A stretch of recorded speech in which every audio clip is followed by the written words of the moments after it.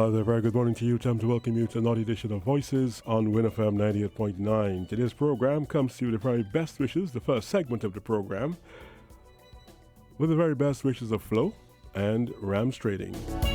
Flo's new combo plan, the people's plan. Combo plan. You can call anyone, no matter which network you dey on. Just use your Flow. I want a combo, but not for my belly. I feel me cell phone, so me call anybody. Call Mr. Man, call Granny. On the island, Flow, come boom. Yes, there is no need for to force no more. Cause with Flow combo plan, you're paying less for more. Flow got a new combo plan. You can call anyone, no matter which network you dey on. Just use your Flow. Dial star 129 number sign to activate your combo plan today.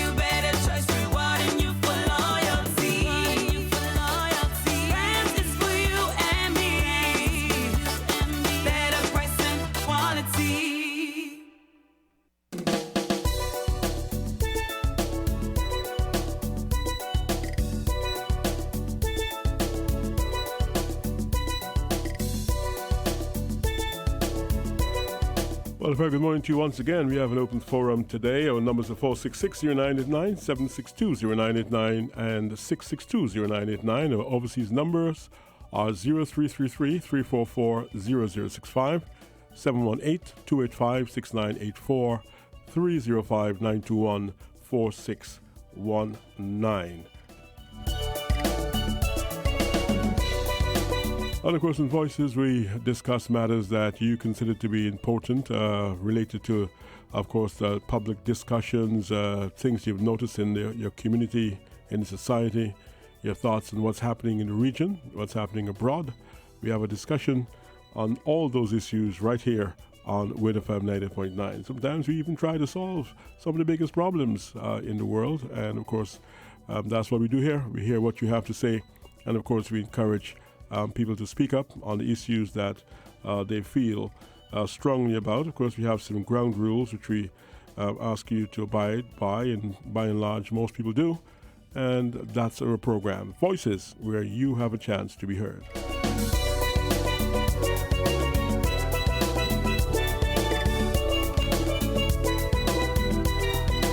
Having a look at the coronavirus situation, the update for the globe as we speak. Almost 4 million people have been confirmed with the virus. And of course, we know that without mass testing, it's impossible to know exactly what's the actual number. These will just reflect the numbers pertaining to tests conducted. We've had over 250,000 deaths due to COVID-19. Over 250,000, to be exact. 266,125, once again, 266,125 people have died globally from COVID-19. Over 1 million people, though, have recovered. So active cases over 2.2 million, closed cases just about 1.5 million. And when you look across the globe, the country hardest hit by COVID-19 at the moment is the United States of America.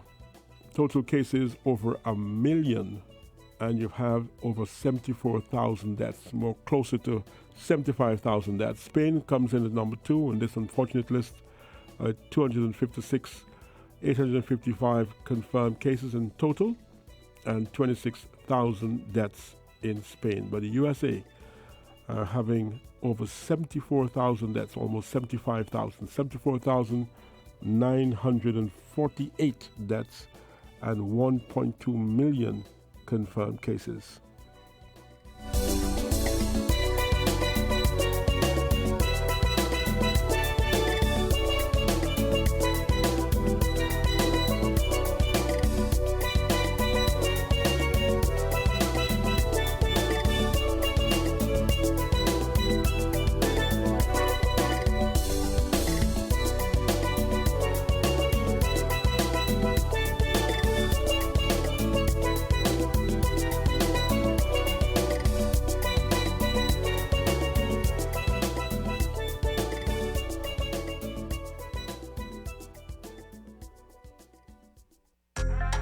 Flow helps you stay connected to what matters. Simple plans and a better network mean that you can enjoy 30 days of unlimited social messaging, 10 gigabytes of reliable data to use as you like, and 1,000 local anywhere calls and texts. With the always-on prepaid plan, all for $100. Keep your number when you switch to St. Kitts' most reliable LTE network.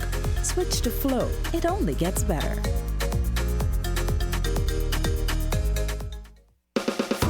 Taste the real Fruta, enjoy the real Fruta, refreshing juice of every day. Whoa, Fruta, drink the real Fruta, your favorite Fruta, the natural taste is Fruta. Fruta. Your favorite fruit has got a new skin with real juice within. Drink the real Fruta. Enjoy the real joy. Taste the real Fruta, enjoy the real Fruta, refreshing juice of every day is Fruta. Fruta, juiced right.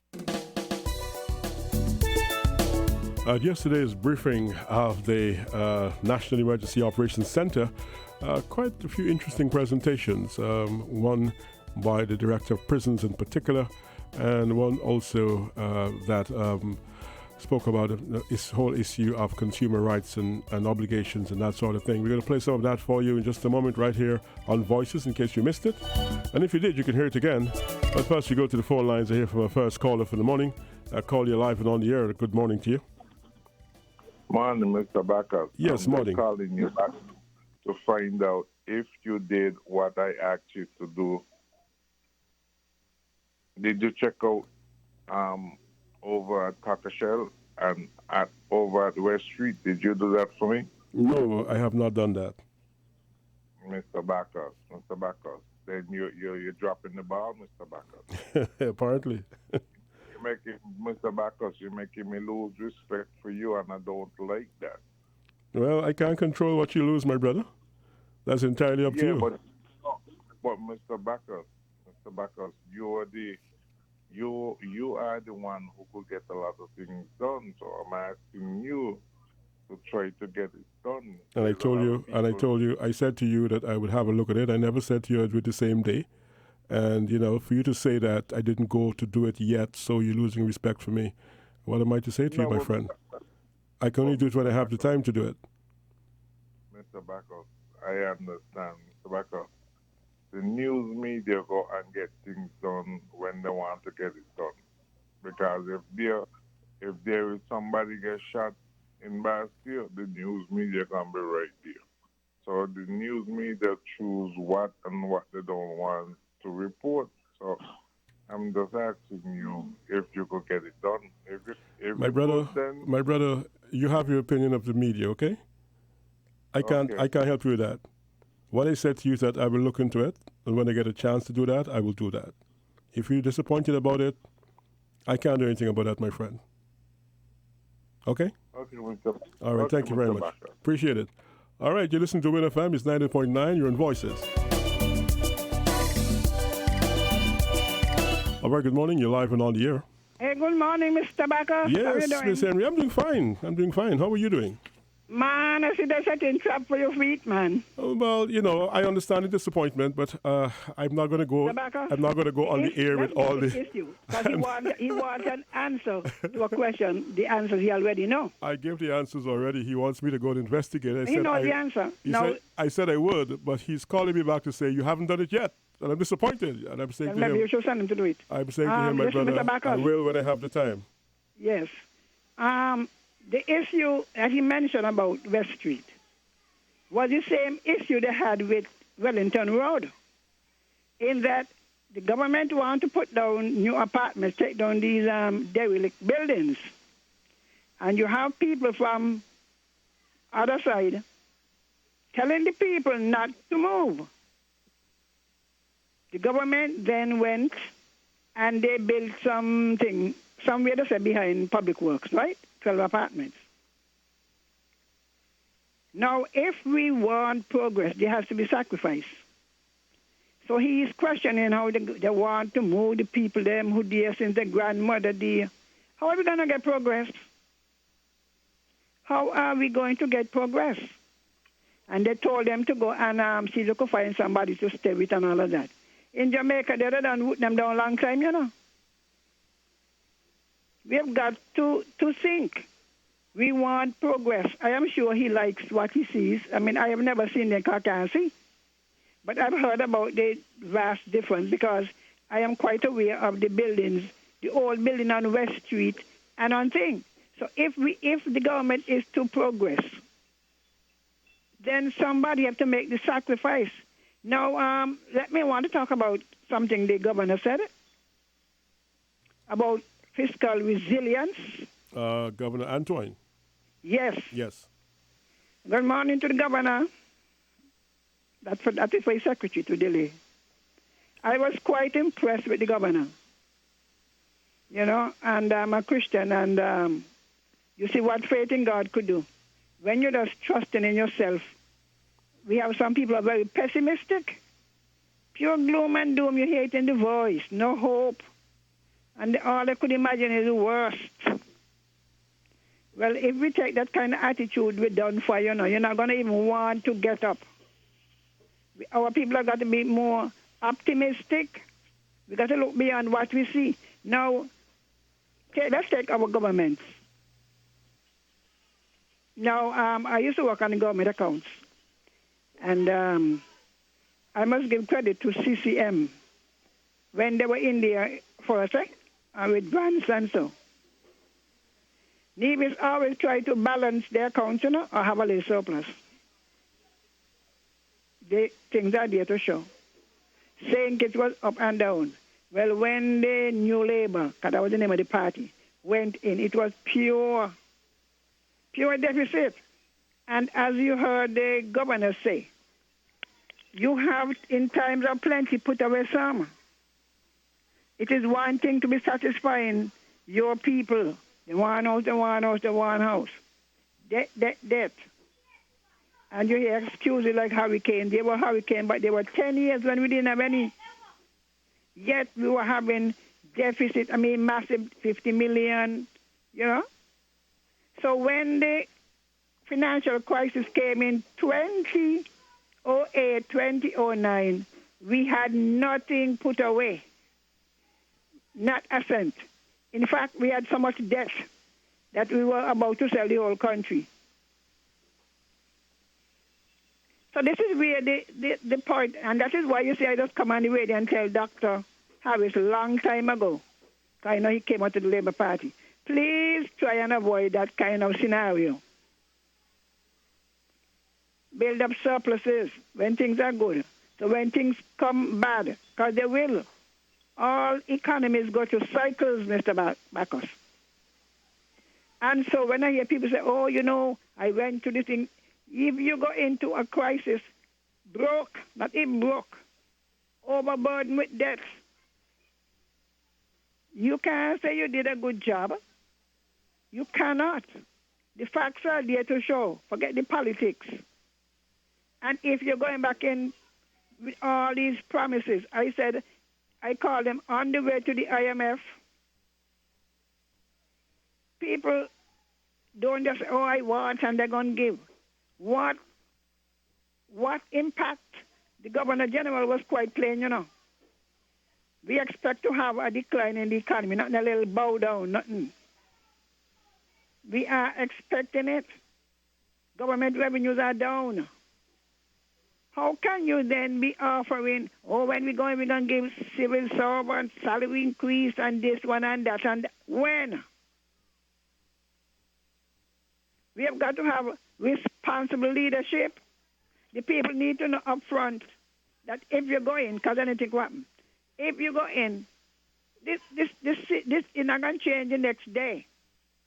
Everybody saying nothing till 2021.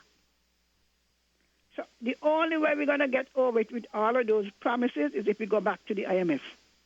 And I want an answer up front. Is it part of the Labour Party plan to go back to the IMF as soon as they get in? Because this one might have to go if we go too long. And people want this and want that. And they're catering to their wishes. So at what point will we be going to the IMF?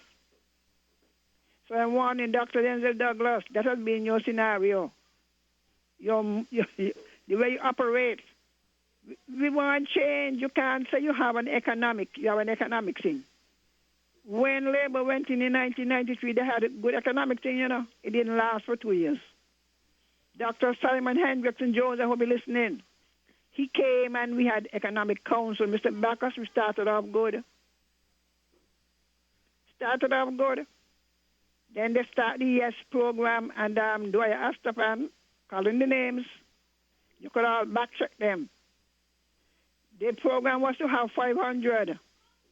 When they couldn't find enough, he was inviting people, and he went, tell your brother come, tell your thing come, and the people left their jobs on the industrial site and went into the YES program. When in 1994, 1995, we had a labor force survey, which put the employment rate at 4.5, and all down there is considered full employment. So when Labour went in 1995, we had full employment in the Federation. So you go and check in these people now, they got up out of the industrial site all over the place, left the jobs there, go into the government service. By 1996, the IMF was raising horrors because the government payroll, and they wouldn't even come off. That started the deficit. And people keep demanding more. The more Dr. Douglas gave, the more they asked for. And so the whole thing, I think it's 1 year time, when Dr. Timothy Harris became Minister of Finance, they had a surplus. Pure, get a copy of the audit report. You will see, I do not know how they could be walking around this new gen SKN and deceiving the people. You went into the depression, the recession, stone broke, and we suffered. Nothing was given, not even $100 was given. Nothing was given for 3 years. Election was due in 2015, and so they started the PEP in 2013. No computer was given before that. Computers were given in 2013 and 2014, all politics. So they're deceiving our people. Our people need to face some reality, The same thing the governor is saying. Government wouldn't be able all the time. I don't care if it's Timothy Harris thinks so. I don't care which politician think that they will have enough all the time. And then the opposition come making all kind of ridiculous offers. So what the governor has said mean nothing to them. We have to factor these things into your plan. Factor them into the plan. Let your people know up front. Because if you don't tell them now, you're going to have to go to the IMF, Dr. Douglas. If you don't explain to them that if we get in August or whenever it is called, things are not going to just change the next morning, the next month, the same year. And that is when you're going to have all kind of uproar, all kind of confusion. Give the people the truth now. Give them the truth now.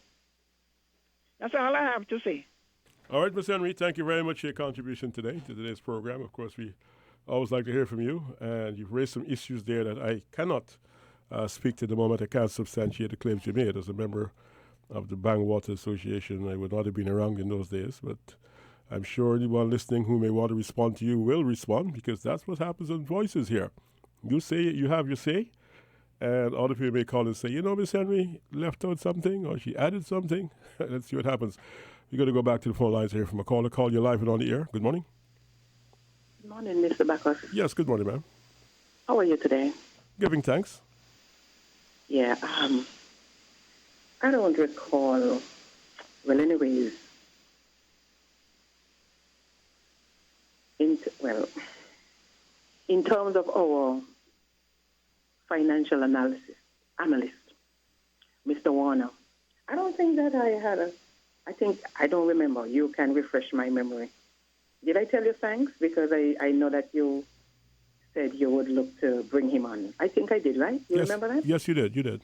Okay. But it so happened, oh Lord, the way this thing is going, I don't know how many Friday mornings you have had him on, because everything is going really out of thing. You know what I mean? When you're in your active employment, you get up at a certain time. It's a very difficult time, and we all have to make adjustments. Everything off balance. Yeah, we have to make adjustments. It's not Right. It's not the old days at all. When I get up at Fridays, I realize, oh my gosh, the time gone. I don't even know if he was on. So if he was, I think I have missed some sessions there. But I'm going to ask you to call on his expertise again, because for me, I would really like some clarification on some things. What would you like to know? I'm coming into it. Good. Because right now here, everything is so confusing to me, and if it is confusing to me, I could imagine other persons. But I heard a bit from what was said just there before you answered. But in terms of being honest to the people, I think that message needs to go to the politicians, because the Prime Minister is the one who keeps talking about this surplus that we have, and surplus to give four double in a row and all of this money, right? So if anything is to happen, nobody is to be blamed but him, because he is the one who is telling people and is building people's hope and all these things. Because for me personally, what I find missing right now here, because prior to 2015, a lot of people were concerned about the spending. But we have some spending going out of style right now here. I mean, millions of dollars, and up to now we don't know where all of this money coming from. Because if this is from the passport, by all accounts, the amount for one has decreased. I know many persons had had issues about how many citizens by investment we have. That was one of the burning issues. But all of a sudden, we ain't hearing nothing. Nobody talking about that. That gone out of the door. So if we had a problem back then with these citizens, well, now over the 5 years, they ain't going to increase. So where all of this money is coming from? You see? So with all of this spending, there's still surpluses. So what I would like for you to ask Mr. Warner to make it clear for me, please. This surplus, what is really a surplus and what constitutes a surplus? Because I heard the governor, I think it was Friday when they were on the program, and he was talking, okay, at least he's a little more open than who should. And, well, he talking about the economic difficulties and so on. And he talked about the government revenue plummet fallen, in most of the other countries, by 50%, some maybe a little more than that. But he said he doesn't have any figures for the Federation of, this and the Sister Isle. There is no figure for us to see how much the country has been affected. The revenue have fallen here. I find that to be strange, but nonetheless. And he said we are not in that situation like some people, like some other countries, because we have some fiscal buffers. Now, that caught my interest, and I was wondering what these are. But, some of these programs, you cannot get in. But this happened that somebody wrote in and asked about some of these fiscal buffers, what they are. And he mentioned one, and he said CVI, whatever they call it, the monies that come from that, right? That's a buffer. But I haven't heard anything mentioned about any surpluses. He's the governor at the central bank, and he must know. Me hear nothing about no surpluses being mentioned. So I would like for this surplus that we hear talk about. I heard your last caller being mentioned about when the Prime Minister, when he was the Minister of Finance, there was surplus for the time he was there. But I think I'm missing something. If there was debt prior to when he was Minister of Finance, right, for you to have a surplus, doesn't that mean that the debt has to be paid off for a surplus to be realized? or is it the accounting for that particular year there was a surplus, wherein nothing was done to it, and, paperwork, there was a surplus. I would like that to be cleared up, because I have my own interpretation of what a surplus is. So I would like that to be clear. There is something else, again, that the governor mentioned. He said that our foreign reserve, is backed. It has a backing of about, 100.3%. Our EC dollar really is backed, I think, by a reserve of 100.3%. I would like that to be explained to me, because I know this is the EOECS territory. It's not just this federation that makes up whatever reserve we have there at the bank. You have about how many of us in the OECS? Around 7, something around there, right? So I would like that to explain to me, what does that mean? Because if it reaches to the point that this country has to go back to the IMF, how would that affect that reserve that we have, that backing that we have of 100.3%? What does that mean to us as citizens? I would like that to be broken down. Now, something that the Prime Minister said that really made me sit up. And I think somebody called in and said that they are happy that he is not going to take us back to the IMF, because he said that. But I don't know if that person tuned in time to understand what was said, or he didn't understand. But the PM said, we will not go back to the IMF. But he didn't stay there. He said, we will never go back to the IMF under the circumstances in which we went before. Under the circumstances in which we went before. I would like Mr. Warner to help me out here and the rest of us. What is that saying? We will never go back to the IMF under the circumstances in which we went before. Am I to understand that what he is telling us indirectly, that we are going there? But when we go there, or whenever it happens, the situations or the circumstances or the reasons or the factors to put us back there is going to be different to the factors that put us there in the first place. You see? So I could only imagine the talk now, well, it's because of COVID and, the economy, it was not vibrant at the time and things went down and all these kind of things. But I'm trying to figure out what all of this means in the talk of all of this surplus. I'm at a loss. Okay? And I think he went on further to say, based on financial advice, that they were not going to take any loan from anybody at this time. Now I'm looking at this in the terms of all of the surpluses and the reserves at this time. So this is telling me at some point there will be the IMF. You see, we need to take this thing into context, because yes, people might talk about under Mr. Denzel Douglas, but I am shocked that he is still in the forefront of being blamed for all of these things.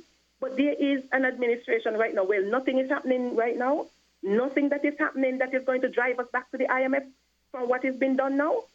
We were told that the IMF is paid off. I don't know. So if the IMF is paid off and we end in the hands of the IMF, so who put him there? Douglas? No. I said whatever happened under Mr. Denzel Douglas, I was one who spoke out against some of those policies.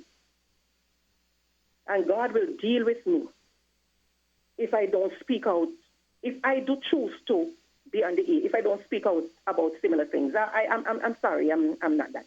Okay? So I would like that to be cleared up. Now, when it came to the surplus, another thing again that caused me to wonder, because if I am not mistaken, I think the Prime Minister talked about I don't know if he hint about the reserves and the surplus. I don't know if all of them is the same.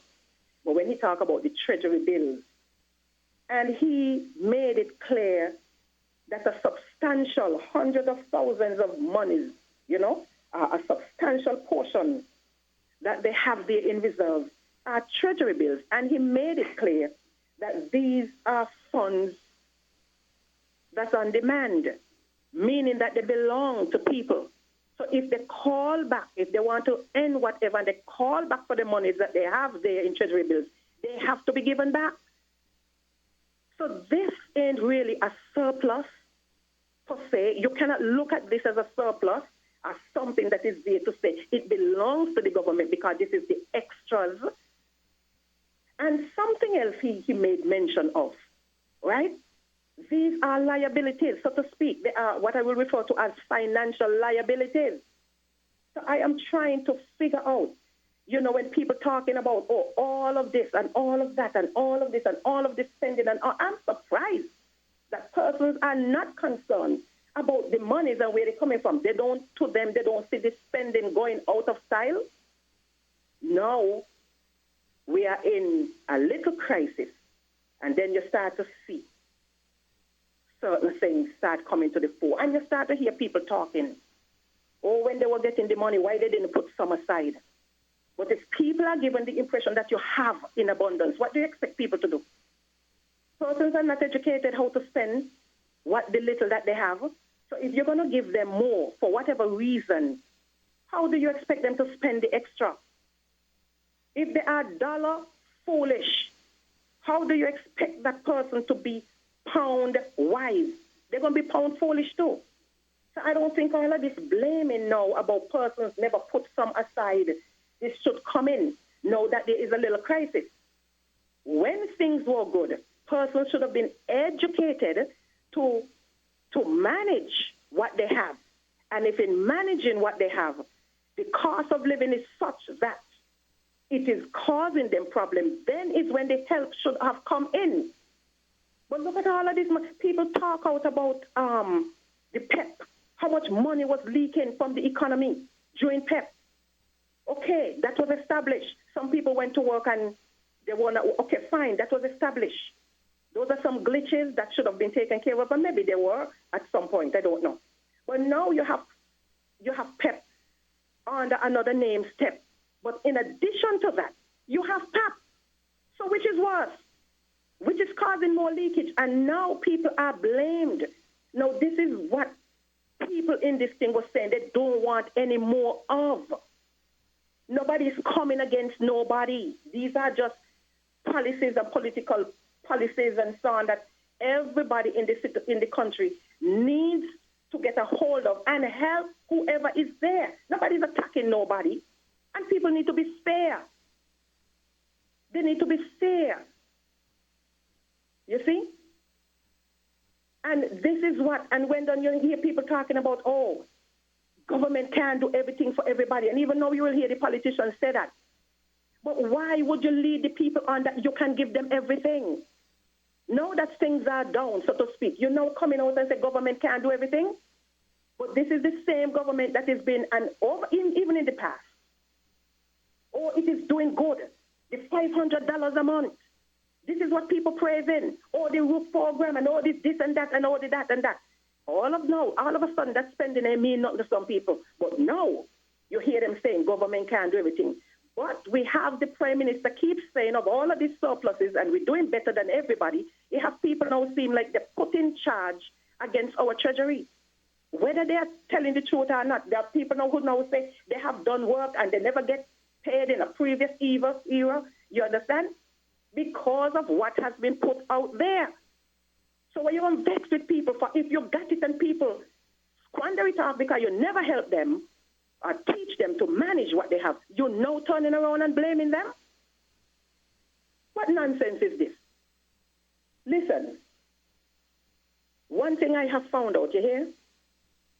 Every $1, sorry, I shouldn't say every $1, every one that citizens get from politicians, and it doesn't matter which political system, whether totalitarian, communist, even in some democracies, it doesn't matter. Everyone that politicians give to the citizens, politicians take 10,000 times that one. They take that one 10,000 times. So when a lot of people sitting down and they're talking and they whatever, you all better look behind the scenes because nothing is done for nothing. Okay? And there are people who are benefiting more from this spending than the citizens. It's a mess. So I would like Mr. Warner to think. And finally, before I go, the Bible says we don't wrestle against flesh and blood. And one of the things that it says that we wrestle against is spiritual wickedness in high places. But me swear here that this spiritual wickedness in high places has now transcended to the lower places. I am convinced of that.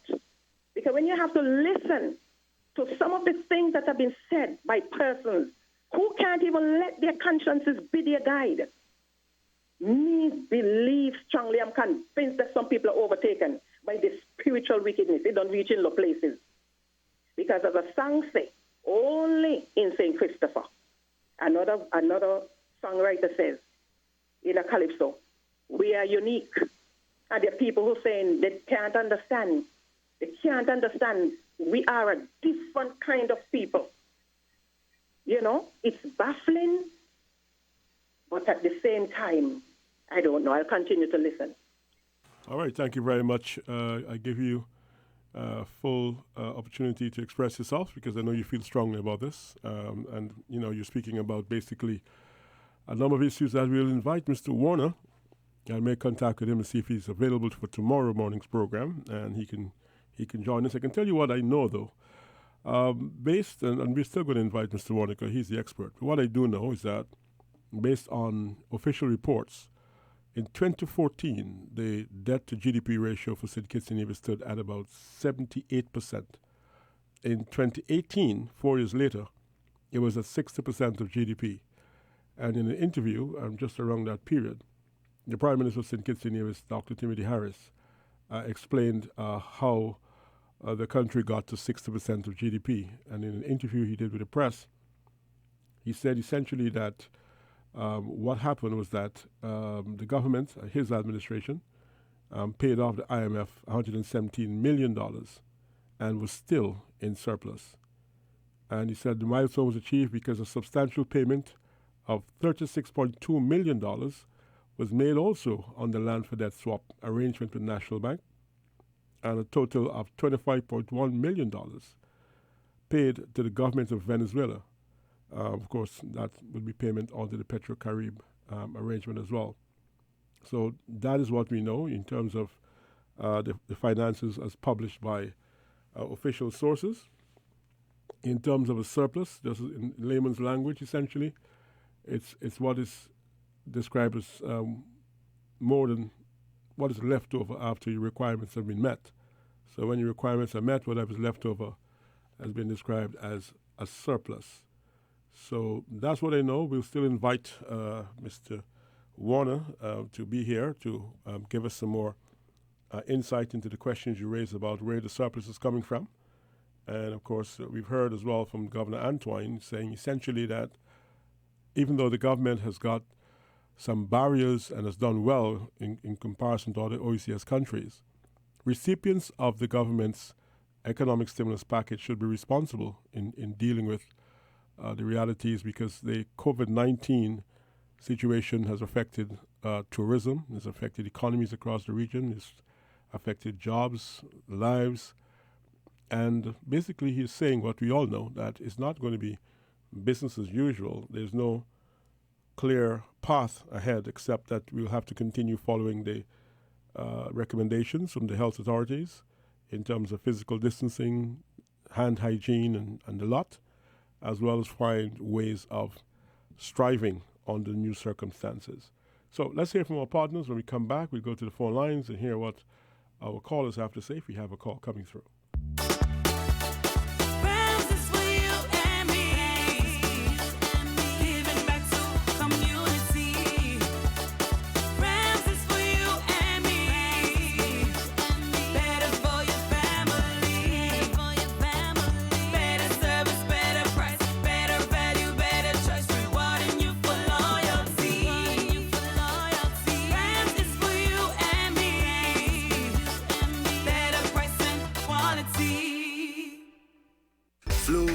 new combo plan, the people's plan. Combo. Got a new combo plan. You can call anyone, no matter which network you dey on. Just use your flow. I want a combo, but not for my belly. I feel me cell phone, so me call anybody. Call Mr. Man, call Granny. On the island flow, come boom. Yes, there is no need for two phones no more. Cause it flow combo plan, you're paying less for more. Yo, got a new combo plan. You can call anyone, no matter which network you dey on. Just use your flow. Dial star 129 number sign to activate your combo plan today. Good morning, you're live on Voices. Mr. Bacchus! Ah, Mr. Montserrat, man. You're singing strong, man. What's happening? What's happening in the lovely Emerald Isle? The lovely Emerald Isle. Well, I will get one little free up, but still shut down. Half free up? Yeah, one or two little more business. Get one opportunity for open, but still practicing social distance. And well, every weekend I will go shut down. All business will be closed on every weekend, but from Monday to Friday, from 5 until 6. But at the same time, that's why I use the word still shut down. At the same time, if you don't got no business out on the street, you're not supposed to out there. You get that? So your bars, you don't have any bars open yet? No. No bars. So if you're on the street, you're supposed to walk with ID and stuff. So if you're on the street and one officer stop you, and they said got all right to stop you. And we live in an unfair world because who going to stop the officer now? You have a state of emergency, right? One kind of a way. What do you call it? Yeah, one kind of a way, but not the way our state of emergency is supposed to actually work. So what do you call it? Shut down. Okay. Well, state of emergency, yes, no one saying, but it took a long time, man. Okay. You took a long time, man. Not with the heavy hands. Okay. So it's a right, partial. not with the heavy hands, but I'm still on state of emergency. A partial curfew. Partial curfew. All right. Yeah, partial curfew. Mr. Bacchus, at this afternoon, we really want to make a presentation, but because me hear me positive call today with kind of a conversation. Let me say this. Mr. Bacchus, before me go any further, can me get plenty licks this year when me lickle. I did not lose my manners, so let me say morning to all the listeners. All right? Mr. Bacchus, listen to me. From a Bible standpoint, so this year day before anybody on the face of the earth live, and he give one scripture saying that the ancestors store while it dry. So, when the rain come now, then have to come out again. So then just stop and feast. So you all time tell you to put with some for the rainy day. But let we deal with reality now. And the way how this society set up. Mr. Bacchus, if you got all rich, somebody who can put away for a rainy day, now one country, the economy bad, Because if you got all careful people, now one economy, the economy just as bad. Because what me ever got, you ever got, everybody ever got, then I will stock up our house. And I will buy everything that we want. What happened now? The economy stop spinning, You with me or not? I understand what you're saying. The economy stopped spinning around, so then we got one dead economy there again. No, how one economy set up? Really spin around one economy? Are reckless people. Put some money in reckless people's hands, and you see how the economy turn around. Because you know why? They don't think about tomorrow.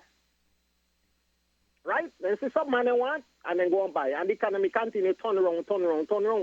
So really and truly, you have, and that's why you got the poor.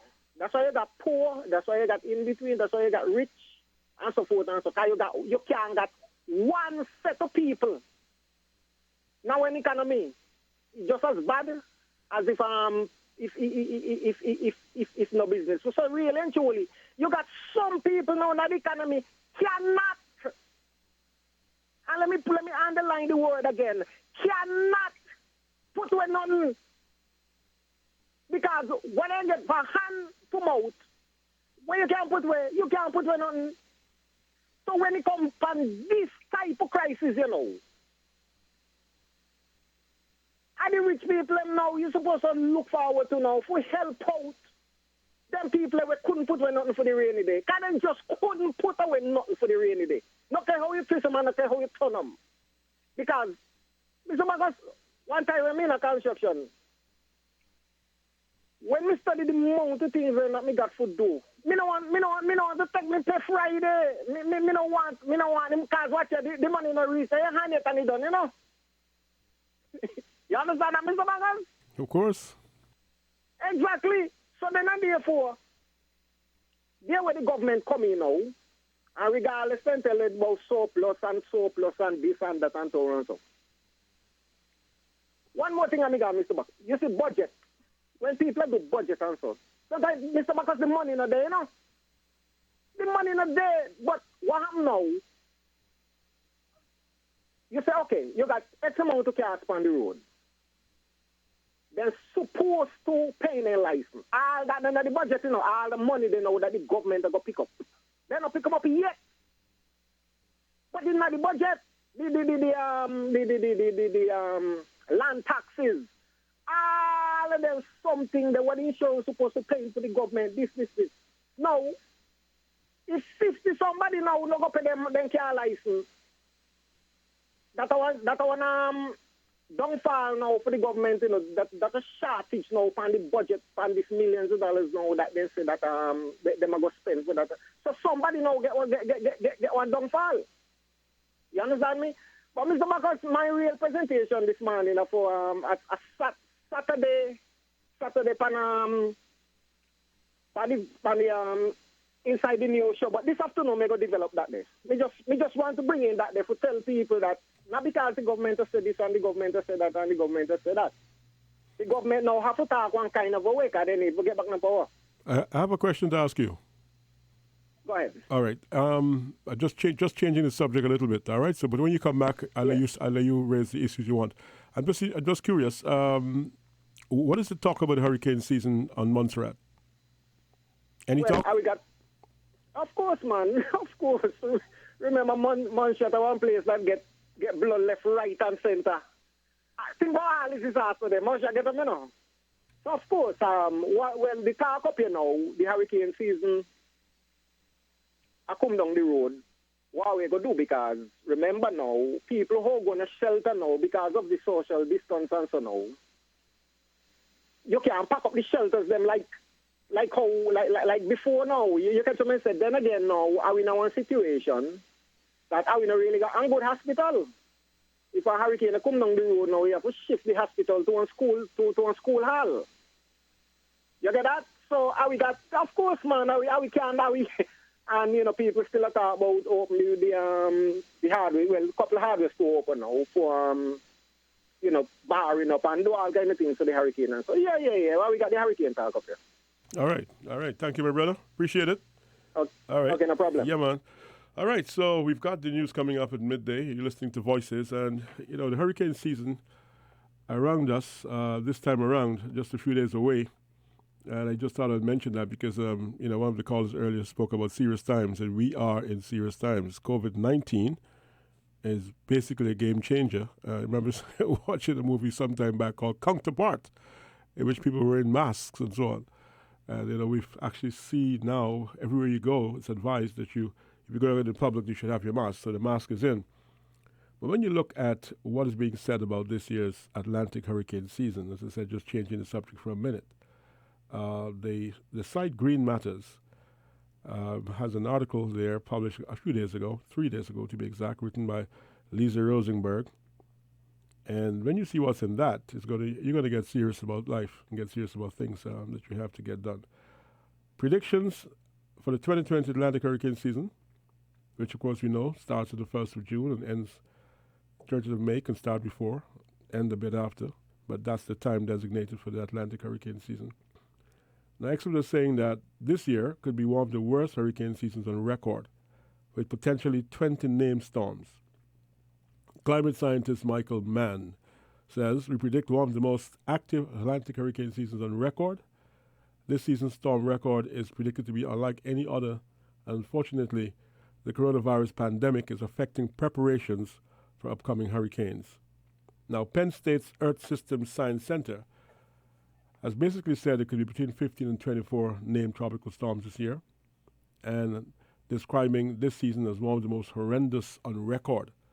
The influx of storms is based on the assumptions that there will be La Nina, which causes warm water to flow into the Atlantic, and therefore more tropical storms could result. And if there's no La Nina, and let's say it doesn't happen because it's a prediction, the numbers will fall to between 14 and 23 storms. But the experts are saying essentially this could be a very active hurricane season, and certainly with what's happening with COVID-19, hurricane preparedness, a big issue all across the space described as the Atlantic area, or the Atlantic basin, as some would want to put it, but that's the prediction for the 2020 Atlantic hurricane season, that it could be record-breaking. Let's go now to our sponsors and hear from Rams and Flo.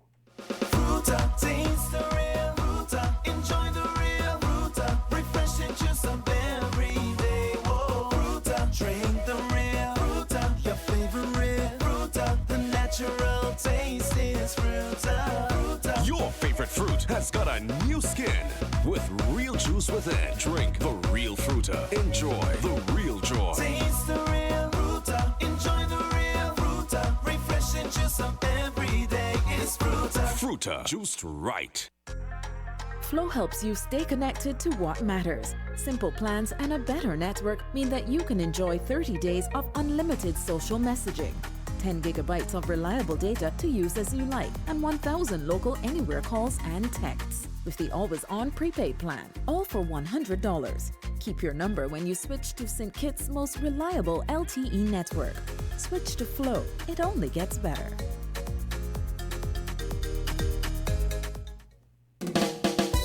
You tune in with FM 90.9, and the comment made by our friend, who we like to refer to as Mr. Montserrat, raises an interesting issue. The notion of shelters, as we know them, would have to be adjusted because of the physical distancing requirements of COVID-19. So, whereas before you may have had a sense that this building could hold, if necessary, X number of people, there has to be a recalibration now based on the requirements of COVID-19. And we're now, today is the 7th of May, so hurricane season just days away. We keep our fingers crossed, and I know some knees are going to be on the ground there now. I'm just praying for some deliverance. We can't take any more right now. All right, we go back to the phone lines to hear from another caller. Call you live and on the air, and a very good morning to you. Mr. Bacchus, good morning. Good morning, sir. Lord, I find your callers that take long on the phone. But anyway, to me, a talk show, people should think about other people when they're calling in on the radio in terms of the time. But we don't have no problem with anybody calling in and express themselves. Mr. Bacchus, let me say to the people of St. Kitts again. No, I'm in Miss Store, so if you hear a little talking through the radio, it's customers. Mr. Bacchus, let me remind the people in St. Kitts and Nevis again. I am Carlton Elroy Emmanuel Rastaman without locks DuPont. Whatever money you work for, save something out of it. Do not live your life depending on government to take care of you. Live your life and become self-sufficient. A country that has more people, depending on a government, would not make it in the long run.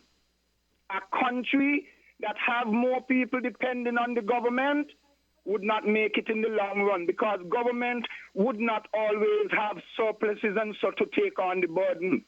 Our people should try hard to live a life of becoming self-sufficient and only live within our means.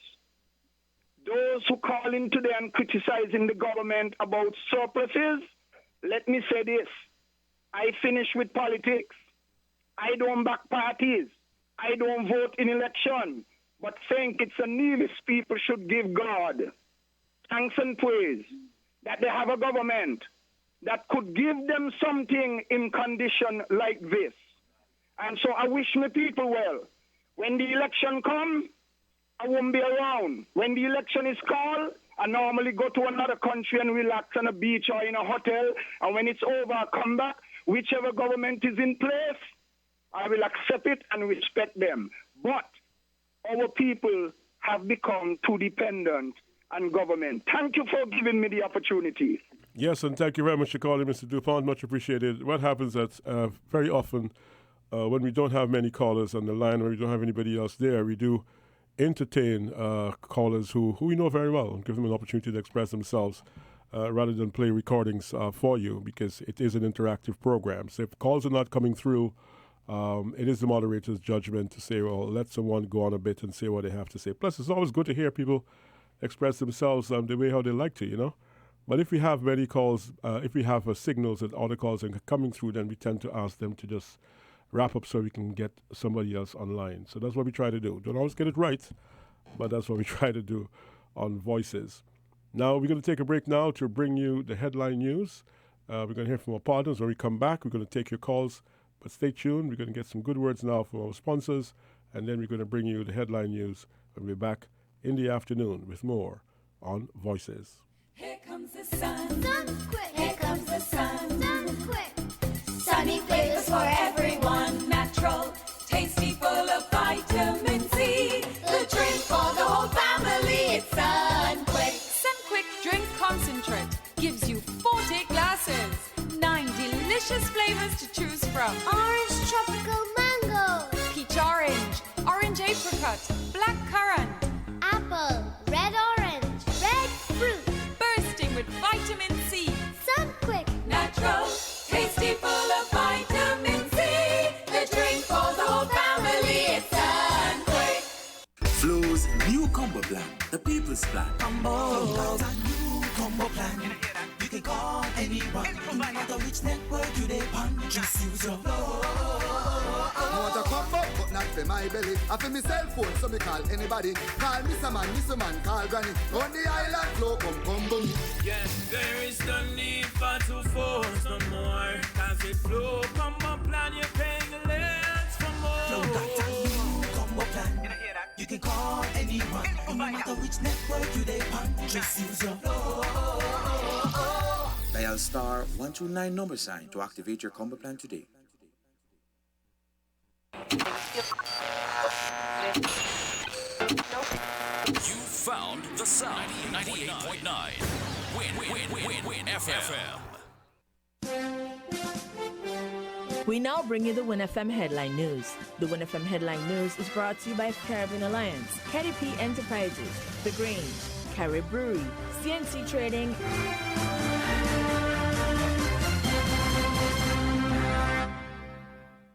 Shipping your cargo shouldn't be a hassle. It can be as easy as a single call to Amerijet International, your worldwide cargo transportation solution. We provide all the services you need to ship your goods anywhere in the world. Whether your shipment is fresh, frozen, large or small, alive or hazardous, you can count on Amerijet to deliver it safe and sound. Amerijet International, by land, sea or air. We get it there. For more information, visit us online at www.amerijet.com or call us at KDP Enterprises, telephone number 466-9595.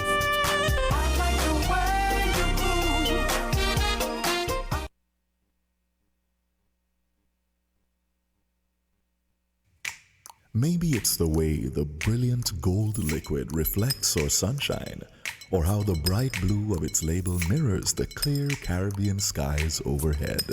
Maybe it's the fresh, crisp taste of this beastly cold beer on a scorching hot day. Maybe it's even the way it brings us all together. But one thing is for sure, Carib is very much a part of who we are wherever we're from in the Caribbean. Carib, it's the way we play. Drink responsibly. Protect your lifestyle with Caribbean Alliance Insurance. Dealing well with a low reputation and service for second to none. Securing you is our mission. People that you can trust, your business, property, we got you covered. Motor or personal, whatever it is, we got you covered. 130 years in this business, we got you covered. For all your insurance needs, visit or call us at 465-2631 or 469-5303. Dealey Walwyn, people you can trust. Without limits, happy and free. The skin you're in with no apology. The one to seize the day. Grab an LLB. Live, love, be. With LLB. Live, love, be. Live, love, be. Be who you know you can be. Grab an LLB. Live, love, be. Angostura, lemon, lime, and bitters. Live, love, be. Did you know that the Grange Healthcare Facility is the first purpose-built non-governmental healthcare organization on St. Kitts, offering 24-hour nursing, therapeutic, and residential care for older adults? It's situated at Otley, 7 miles east of Vastair in beautifully landscaped surroundings. The Grange has a team of highly trained professionals and provides care that's rated as being comparable with UK and North American standards. The Grange offers varied accommodation to suit your individual needs, and our all-inclusive packages make the cost of care per hour the most competitive on the island. Services include convalescent care for all ages, daycare facilities for older adults, rehabilitation services, and training and continuing education for healthcare providers. For more information, call 466-5525 or 465-8020, fax 466-8221, or email thegrangehealth@gmail.com, or visit our website at www.grangehealthcarefacility.com.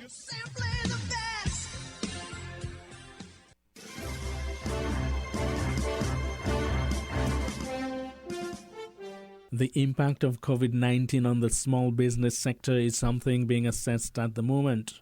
St. Kitts small business owner Toussaint Tatum of Tatum Taxi and Tours says the pandemic has basically halted his business operations at the moment. I would say it has have a very tremendous impact on myself, knowing that it's the main part of my livelihood.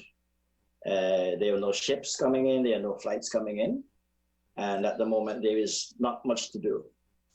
But I'm coping, and I have already have plans in place for the recovery of the economy, which would probably have me catch up on some delayed bills, etc., due to the COVID-19 effect. In St. Vincent and the Grenadines, there has not been a complete shutdown, but like in other parts of the Caribbean, the small business sector has been knocked about a bit.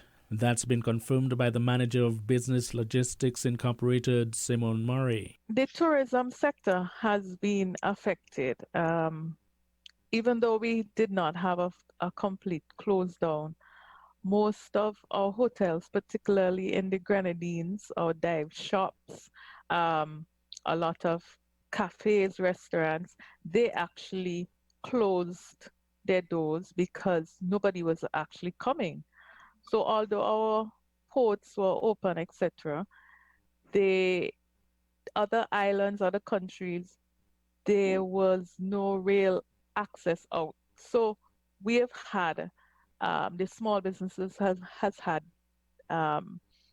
has been affected, even though there wasn't a complete lockdown. So it has now spilled off into, like, for example, the retail sector, the food and beverage sector. So everything is interconnected. Like St. Kitts and Nevis, Grenada has had days of total lockdown. So how has small businesses there coped in that situation? That question was put to Garth St. Bernard, Senior Project Officer of the Small Business Development Fund at the Grenada Development Bank. So yes, Grenada has been on 24-hour lockdown. We've had it for several days in the month of April. And what would have happened, what we would have seen happen to a lot of the small businesses is that they would have suffered significant loss. Let's take, for example, in the agricultural sector. Initially, a lot of the farmers were not even allowed to go out and attend to their flocks, attend to their crops. And so some of them would have had significant loss, keeping in mind we're in the dry season as well. The fisher folks initially were not able to go out and ply their trade. So a lot of the small businesses were actually grounded. And that's apart from the initial closing of a lot of the tourism-based businesses, with the airport being shut down totally to international travel and regional travel, the cruise ship industry being closed mid-March, I believe it was. So apart from the initial effect with the tourism sector, the small businesses that, for example, that the agriculture, the fishing, these would have felt it even more with the total lockdown. St. Bernard, Murray and Tatum were panelists on the latest edition of ECCB Connects, where they were asked to put in perspective how the small businesses in their countries are dealing with the current situation brought about by COVID-19. ECCB Connects is part of the media arm of the Eastern Caribbean Central Bank.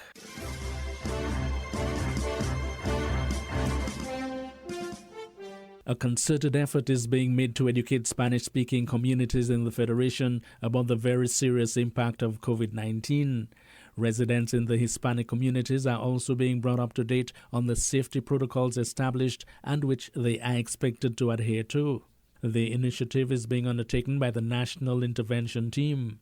Inspector Rosemary Iles-Joseph, who heads the team, reports that the efforts being made along those lines have been well received so far. The group involved in that educational thrust is comprised of police officers who visit areas with a large number of Hispanic residents, such as McKnight and Newtown. They also go to individual homes to speak with the occupants. The team also shares information by using a loud hailer, a megaphone, while walking through the area. Inspector Iles-Joseph says that most persons are appreciative of the information and are complying with the regulations that are in place.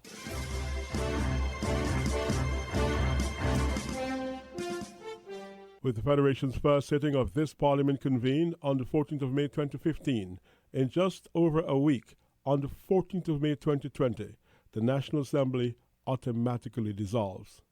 The Prime Minister of St. Kitts and Nevis, Dr. Timothy Harris, has until the 12th of August to call the next election, and the political campaigns are certainly heating up, according to some observers. The issue of constituency boundaries has been a controversial one for close to a decade. In the run-up to the 2015 election, the then Dr. Denzil Douglas-led administration introduced new electoral constituencies by proclamation on the 16th of January. That move faced a swift legal challenge from the opposition and was finally resolved by an emergency setting of the London-based Privy Council, the final court of appeal for St. Kitts and Nevis. The Eastern Caribbean Court of Appeal had ruled that a proclamation was made by the Governor-General, Sir Edmund Lawrence, at 6:20 p.m., while an injunction opposing the new boundaries was granted by a local court only at 7:38 p.m. and served in the country's Attorney General at about 8:20 p.m. The proclamation had been approved by the country's National Assembly. The opposition lawyers argued that a process was calculated to prevent non-government politicians gaining access to the court, and that the changes were not made available to the public.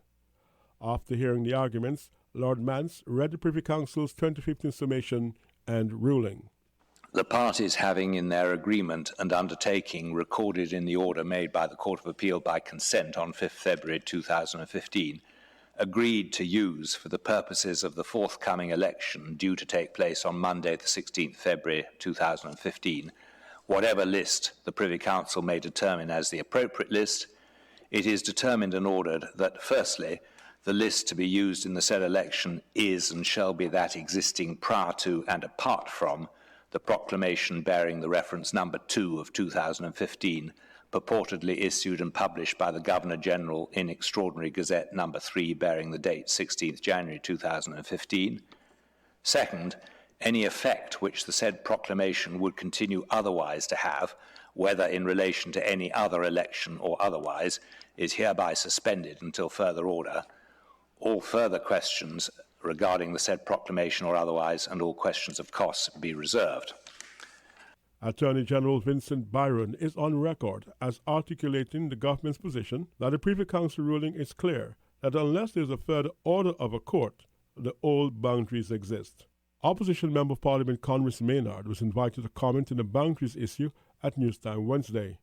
The position of the St. Kitts Labour Party is that regardless of which boundaries are established to be the boundaries that the election will be held on, the St. Kitts and Nevis Labour Party is perfectly poised and positioned to win the next general elections. I've always said that if we proceed, for instance, as if the boundaries of 1989 are to be used, which, because of their age, are very skewed in terms of their size compared to each other. For instance, in constituency number 5, the size of the constituency is considerably smaller, less than half the size of, say, constituency number 8. And in that situation, if you proceed on those boundaries and you are confident that you can win on those boundaries, then we firmly believe that if the boundaries ended up more equitable, say, as in the 2015 boundaries, then the case only becomes stronger that you will succeed. The Constituency Boundaries Commission comprises Chairman Dr. Denzel Crook, appointed by the Governor-General, Ministers Vance Amory and Ian Liburd, appointed by the Prime Minister, and opposition MPs Congress Maynard and Patrice Nisbet, appointed by the Leader of the Opposition. The present commission was appointed in November 2018, chaired by Mr. Calvin Pemberton. In October 2019, after the resignation of Mr. Pemberton, Mr. Crook was appointed by the Governor-General. The Constitution provides at Section 50 for the review of constituency boundaries by the Constituency Boundaries Commission. Section 51 of the Constitution gives the Commission the authority to review the number and boundaries of the constituencies into which St. Christopher and Nevis is divided and submit its report to the Governor-General.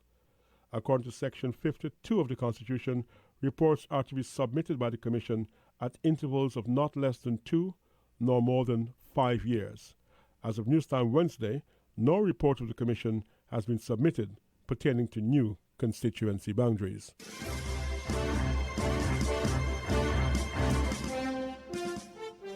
The U.S. Embassy in Barbados is focusing on the Eastern Caribbean COVID-19 status and advising U.S. citizens in the islands to act accordingly.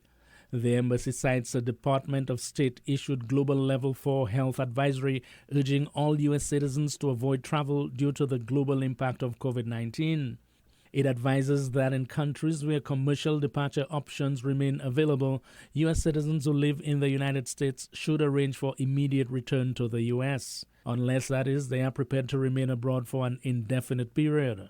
The embassy's message also includes the suggestion that U.S. citizens who live abroad should avoid all international travel. Americans in the region are being told that due to the increasing number of cases of COVID-19 in the Eastern Caribbean, many countries are strengthening measures to combat the further spread of the virus. With some countries having imposed significant restrictions on all movement and traffic by instituting curfews and or lockdowns, the embassy is urging American citizens to adhere to countries' laws and regulations that are in effect.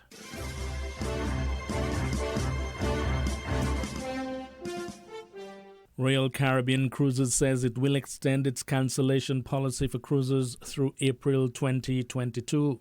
It says the move is intended to give customers, quote, peace of mind in vacation planning, end quote, amid concerns over the COVID-19 pandemic.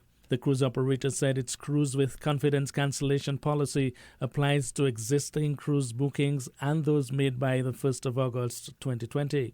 Royal Caribbean has explained that as part of the policy, customers can choose to change the price and a promotional offer on their reservation up to 48 hours before the cruise.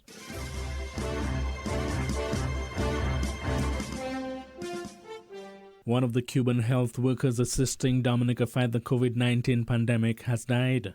The death of the 42-year-old on Tuesday night was confirmed by Health Minister Irvin McIntyre during a COVID-19 briefing on Wednesday. On behalf of the government and the people of Dominica, I would like to extend my deepest sympathy and condolences to the Cuban Medical Brigade in Dominica and the Cuban people as well. Last evening, there was an unfortunate incident where one of our Cuban Medical Brigade suddenly collapsed. He's a 42-year-old male. He came to Dominica on March 29th as part of our Cuban COVID Medical Brigade. He completed 2 weeks, that's 14 days of quarantine in Portsmouth, after which he was assigned to the COVID isolation unit at the Princess Margaret Hospital, where he worked from the 16th to the 20th of April. After completing his work schedule from the 16th to the 20th, he again did another 2 weeks quarantine, which is the normal protocol. 2 weeks quarantine after you've been to a COVID facility, and that he completed. He was due to begin work again yesterday when he suddenly collapsed. It's not clear whether the death of the 42-year-old is coronavirus related. Meanwhile, Health Minister McIntyre also gave an update on how the virus is affecting Dominica to date. The total confirmed COVID-19 cases remain at 16. The total active cases remain at 2. The total recovered cases 14. Total COVID-related deaths 0. Number of persons tested 417. The number of negative results 401. Number of contacts identified 152. The number of contacts cleared 152. The number of contacts under investigation 0. And the number of persons in the quarantine facility in Portsmouth remains at 15. Out of the 2 active cases, both of them will be retested this weekend with PCR testing. And as the protocol goes, if we get 2 negative within 24 hours, these persons can be discharged. These patients can be discharged. According to the Dominica Health Minister, it is now 28 days since the island had its last positive case.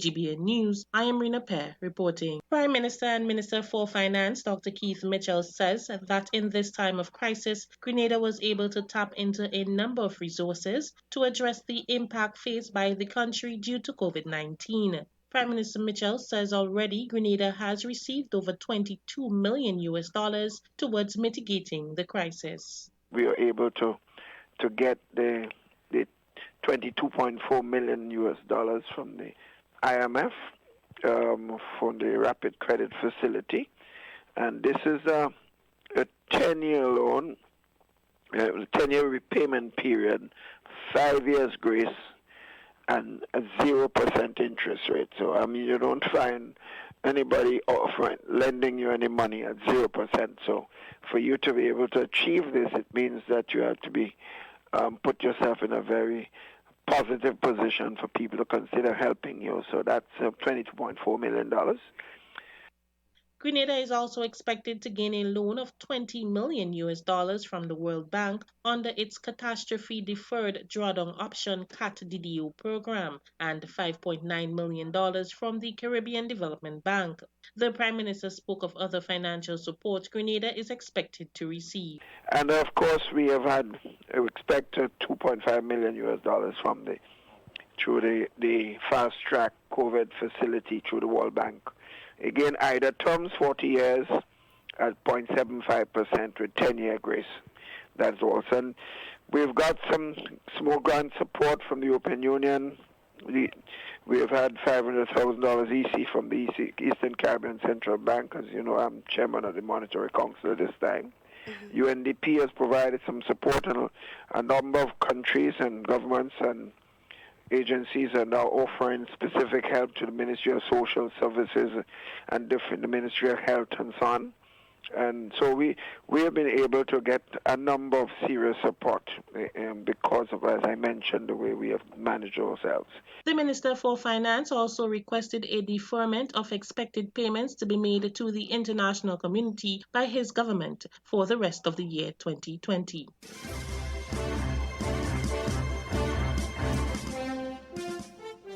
This is Al Jazeera.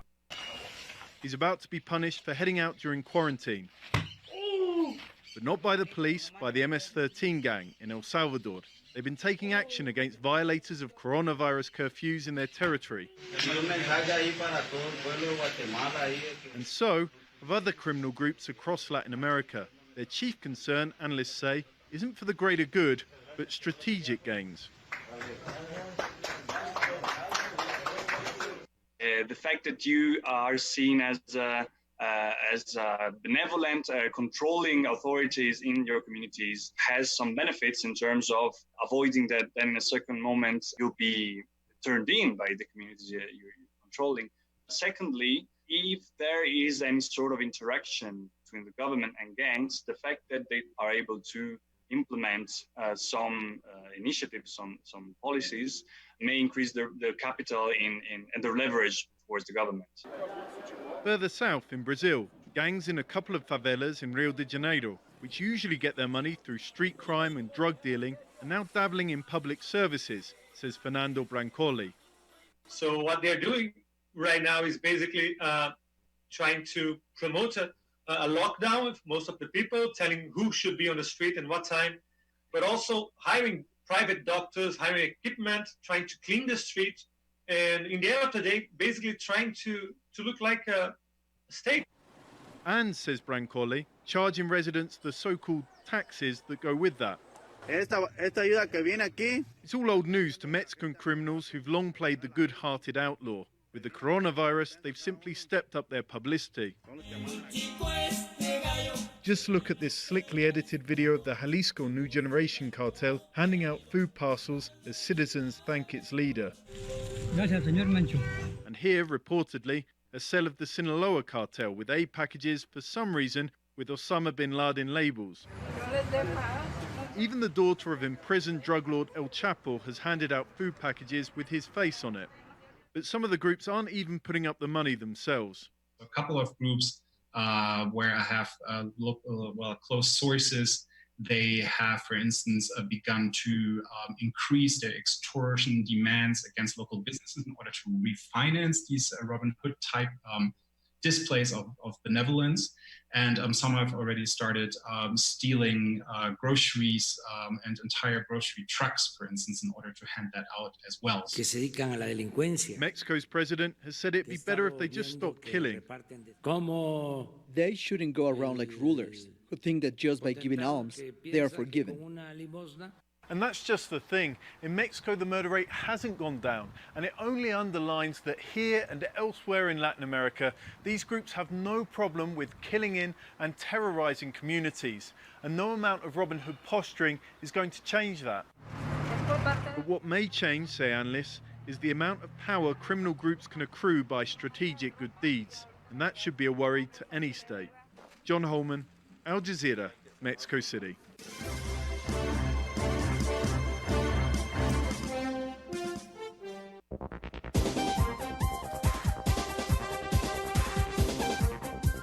This is the Carib Update News Service. I am Wendy Chateau reporting. Slow start to the recounting of ballots in Guyana. This is the big story we're tracking this hour on the AM edition of Newsbreak for Thursday, May 7, 2020. Details to this and more straight ahead. Now for the details. Only 25 ballot boxes from a total of almost 2,400 were counted on day one of the long-awaited recount of votes from the March 2 general and regional elections in Guyana. After a late start Wednesday, various hiccups and getting used to the procedures, Thursday is expected to give a clearer picture of whether the projection of 25 days for completion will have to be drastically revised. On a day of tension and drama when dozens of GCOM officials and workers Party agents and observers throng the Arthur Chung Convention Center for the process that is seen as vital to ending a 2-month-old electoral crisis. The 8 a.m. start was not met, as security checks and fine-tuning of the process took extra time. Anil Nandlal, an attorney for the opposition People's Progressive Party, complained about the entire process.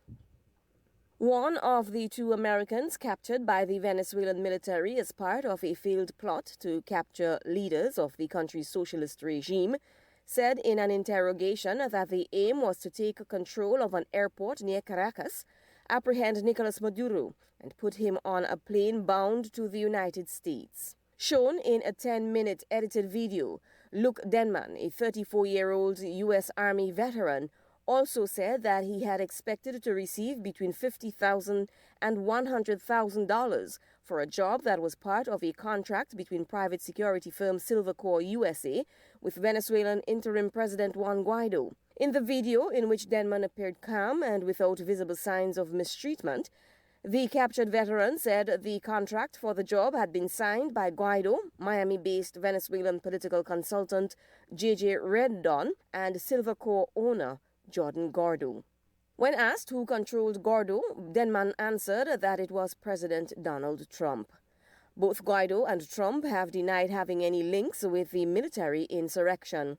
Denman, who was captured over the weekend, along with another American veteran, Aaron Berry, and about a dozen Venezuelan military insurgents, said that he played 2 main roles in the plot: to train the former Venezuelan military personnel participating in what he called Operation Gideon, and to participate in the initial wave by securing an airport inside Venezuela.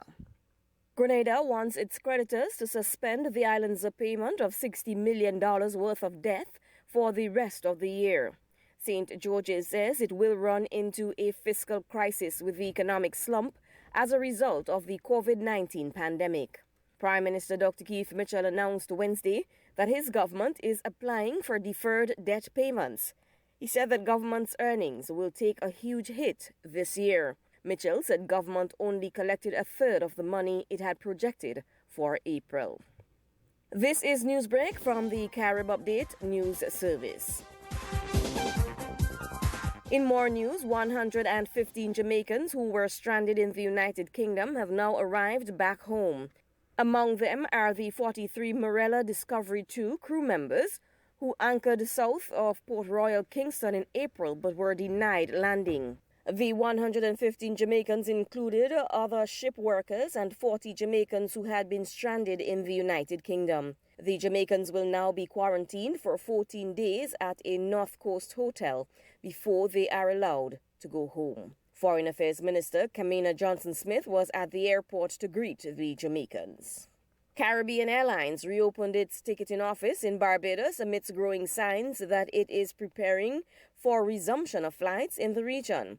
CAL says it is taking several steps in preparation for the reopening of borders in Trinidad and Tobago, which have been closed since March 22. There have been widespread speculation that Trinidad could reopen its borders before the end of the month.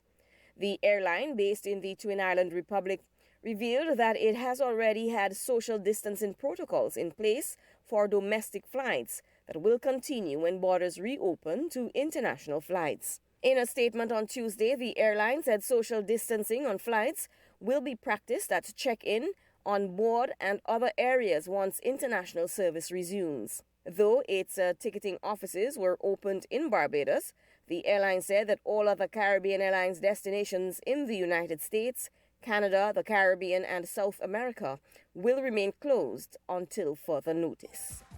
These are some of the top stories from around the Caribbean this hour. This has been Newsbreak from the Carib Update newsroom. Reporting this hour, I am Wendy Chateau.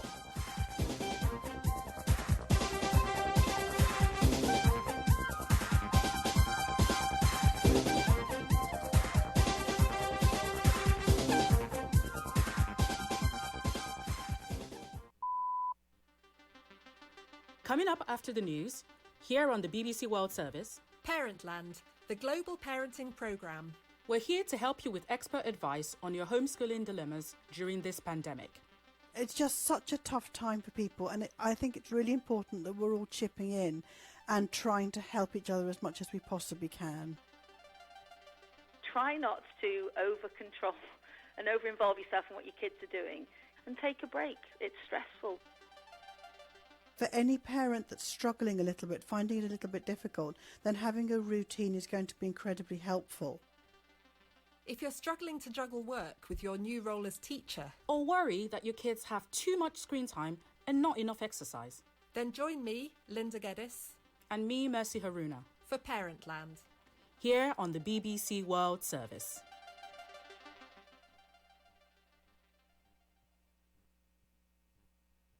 Hello, I'm Debbie Russ with the BBC News. Hundreds of people in the Indian state of Andhra Pradesh have been taken to hospital after inhaling styrene gas that leaked from a chemical plant. At least 13 people have died. Villagers near the polystyrene factory were evacuated in the night. From Mumbai, here's Yogita Limaye. India woke up to distressing images this morning from Visakhapatnam. People out on the streets in panic. Some lying on the road unconscious, others struggling to breathe. At the hospital, hundreds were treated, but some didn't survive. Some people are still in critical condition. Many were discharged after being given first aid. South Korea's LG Chem, which owns the factory, has said it's investigating the cause of the leak. There will be tough questions for it from Indian authorities. A yet-to-be-published UN report says a Russian mercenary organisation has deployed up to 1,200 of its personnel to fight in Libya on the side of the warlord General Khalifa Haftar. The report, seen by the Reuters news agency, said the fighters had been sent by a network called the Wagner Group. The group hasn't yet responded to the report. New figures suggest that black people in England and Wales are more likely to die from COVID-19 than white people. Ethnic South Asian communities were also found to be at higher risk. The Office of National Statistics said the figures could not be explained by social factors such as average wealth and crowded living arrangements, which were already taken into consideration. It said other reasons could account for the differences. For instance, some ethnic communities are overrepresented among health workers who are more at risk than the general population. Nick Stripe from the ONS told the BBC what the figures showed. Just adjusting for age, we saw that the black ethnic grouping was just over 4 times more likely to die of COVID-related issues than the white group. The Bangladeshi and Pakistani grouping was about 3.5 times more likely, and the Indian grouping about 2.5 times more likely. A spokesperson for a race equality think tank described the findings as alarming. A further 3.2 million Americans have applied for unemployment benefit this week. More than 33 million people have lost their jobs since the middle of March as the US tries to contain the coronavirus. From New York, here's Samira Hussain. A lot of the jobs that are being lost are restaurant jobs, retail jobs, this kind of thing. But what I think economists are looking for are signs that it's actually going to spread to other sectors. And we've already heard some of that. Airbnb is cutting its staff. Uber is cutting its staff as well. So these are more of those white-collar jobs. And that really has an impact in terms of what kind of a recovery we will see. Samira Hussain reporting from New York. You're listening to the World News from the BBC. Pakistan will begin easing its lockdown on Saturday despite a continuing increase in the number of coronavirus infections. Small markets and shops will be allowed to reopen.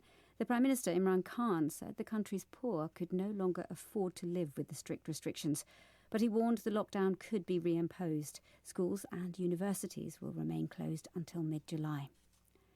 The number of deaths from the coronavirus in Sweden has now passed 3,000. As a proportion of the population, that's a far higher figure than in neighbouring Denmark. The top Swedish health official, Anders Tegnell, has faced criticism for avoiding the lockdowns implemented by the country's neighbours, but Sweden's deaths per capita are still lower than those in Britain, France, Spain or Italy.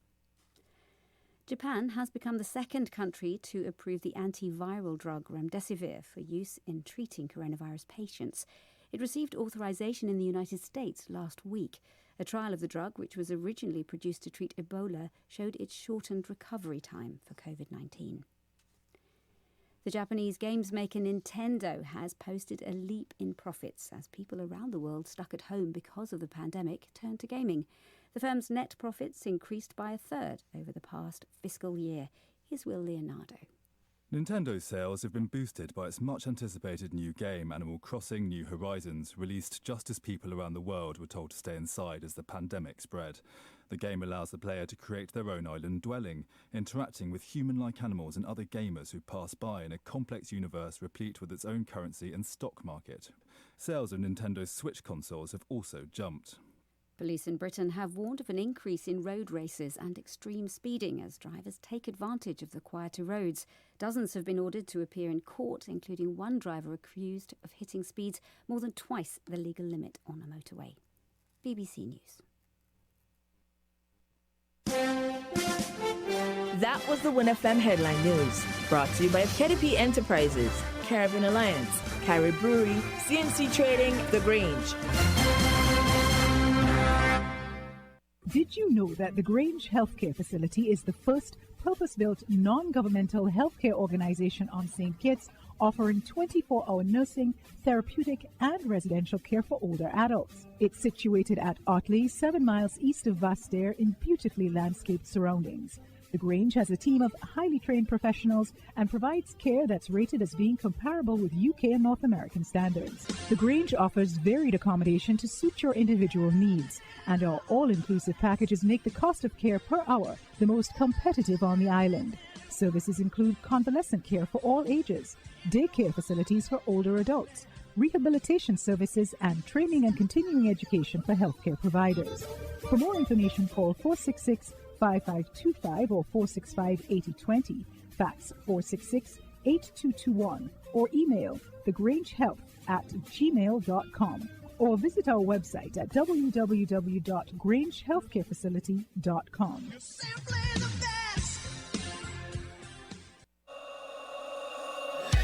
Without limits, happy and free. The skin you're in with no apology. The one to seize the day. Grab an LLB. Live, love, be. With LLB. Live, love, be. Live, love, be. Be who you know you can be. Grab an LLB. Live, love, be. Angostura, lemon, lime, and bitters. Live, love, be. Protect your lifestyle with Caribbean Alliance Insurance. Tilly Wall with a low reputation and service for second to none. Securing you is our mission. People that you can trust, your business property, we got you covered. Motor or personal, whatever it is, we got you covered. 130 years in this business, we got you covered. For all your insurance needs, call us at 465-2631 or 469-5303. Delia Walwyn, people you can trust. Maybe it's the way the brilliant gold liquid reflects our sunshine, or how the bright blue of its label mirrors the clear Caribbean skies overhead. Maybe it's the fresh, crisp taste of this beastly cold beer on a scorching hot day. Maybe it's even the way it brings us all together. But one thing is for sure, Carib is very much a part of who we are wherever we're from in the Caribbean. Carib, it's the way we play. Drink responsibly. Shipping your cargo shouldn't be a hassle. It can be as easy as a single call to Amerijet International, your worldwide cargo transportation solution. We provide all the services you need to ship your goods anywhere in the world. Whether your shipment is fresh, frozen, large or small, alive or hazardous, you can count on Amerijet to deliver it safe and sound. Amerijet International, by land, sea or air. We get it there. For more information, visit us online at www.amerijet.com or call us at KDP Enterprises, telephone number 466-9595.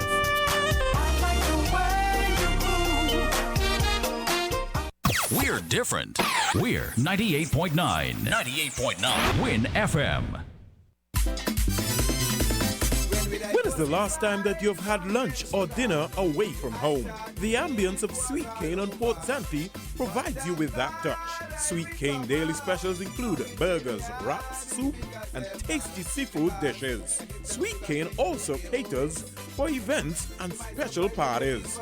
Call our Sweet Cane hotline at 465-4345 or 665-7628. Sweet Cane, they've got the touch.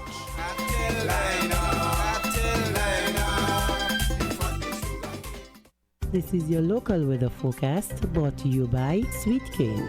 Local weather forecast for St. Kitts and Nevis, valid up to 8 a.m. tomorrow, Friday, 8th May. Synopsis: a tightened pressure gradient will generate a moderate to fresh wind flow across the area. However, low pressure levels should continue to inhibit shore activity. Today's weather mostly sunny and hazy with a 10% or a slight chance of showers. Tonight's weather partly cloudy and hazy with a 10% or a slight chance of showers. Winds east-southeast at 19 to 33 kilometers or 10 to 18 knots with possible gusts up to 52 kilometers or 28 knots.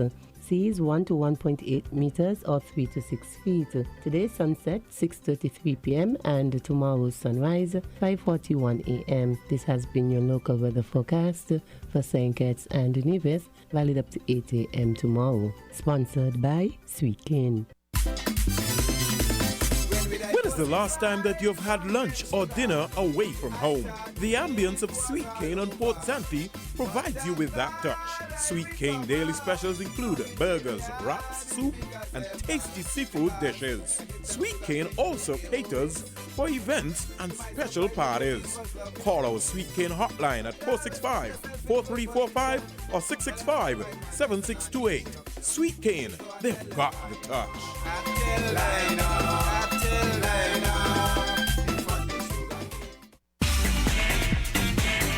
Found the sound 98.9.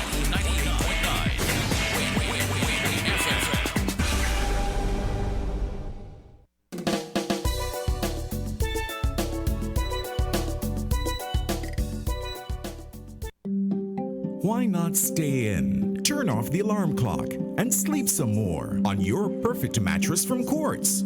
For the widest range of mattresses from the world's best brands, the best value guaranteed. Shop today and let our sleep experts help you to decide on the best option to suit your needs. At Quartz, we don't just sell mattresses, we're offering you the best night's sleep. So, sleep in a little on your new mattress from Quartz. Quartz, bringing value home. This is an unprecedented announcement from Hospitals. Get up to $30,000 off and pay zero VAT on top of that. It's Horseman's Automotive Unprecedented Sales Event happening now. Yes, for the first time ever, you get up to $30,000 off and pay zero VAT on top of that.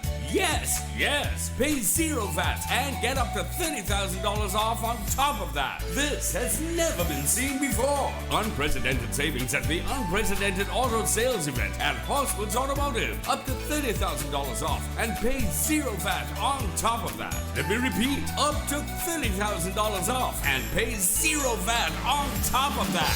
Don't miss this, it's unprecedented. Terms and conditions apply.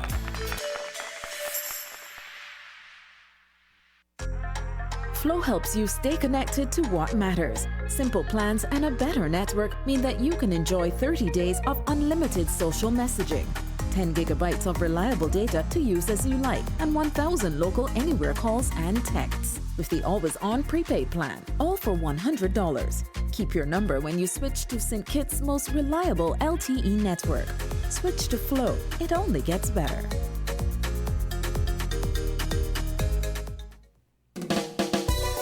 Well, a very good afternoon to you, and thank you so much for choosing Win FM 98.9. We continue now with Voices, and of course, to say thank you to Quartz, SL Hospital and Company Limited, and Flow. We go straight to the phone lines and hear from our callers.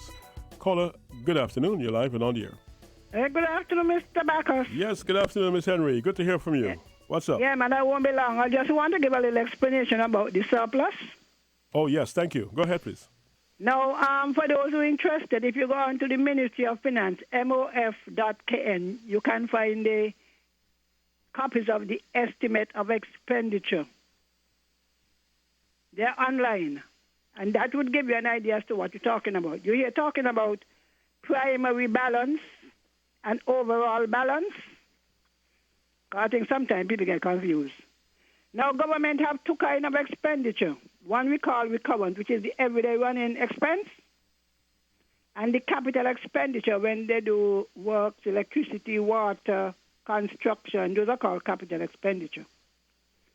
Now, somebody was querying about the money. You have tax and you have non-tax revenue. Now, I don't know how many persons are aware, but the citizenship by investment money goes directly into the consolidated fund. Unlike previously, when you had the SIDF and so outside of the consolidated fund, money was transferred from the SIDF by demand into the consolidated. And the IMF recommended that it goes straight there so you're able to track the movement of the money.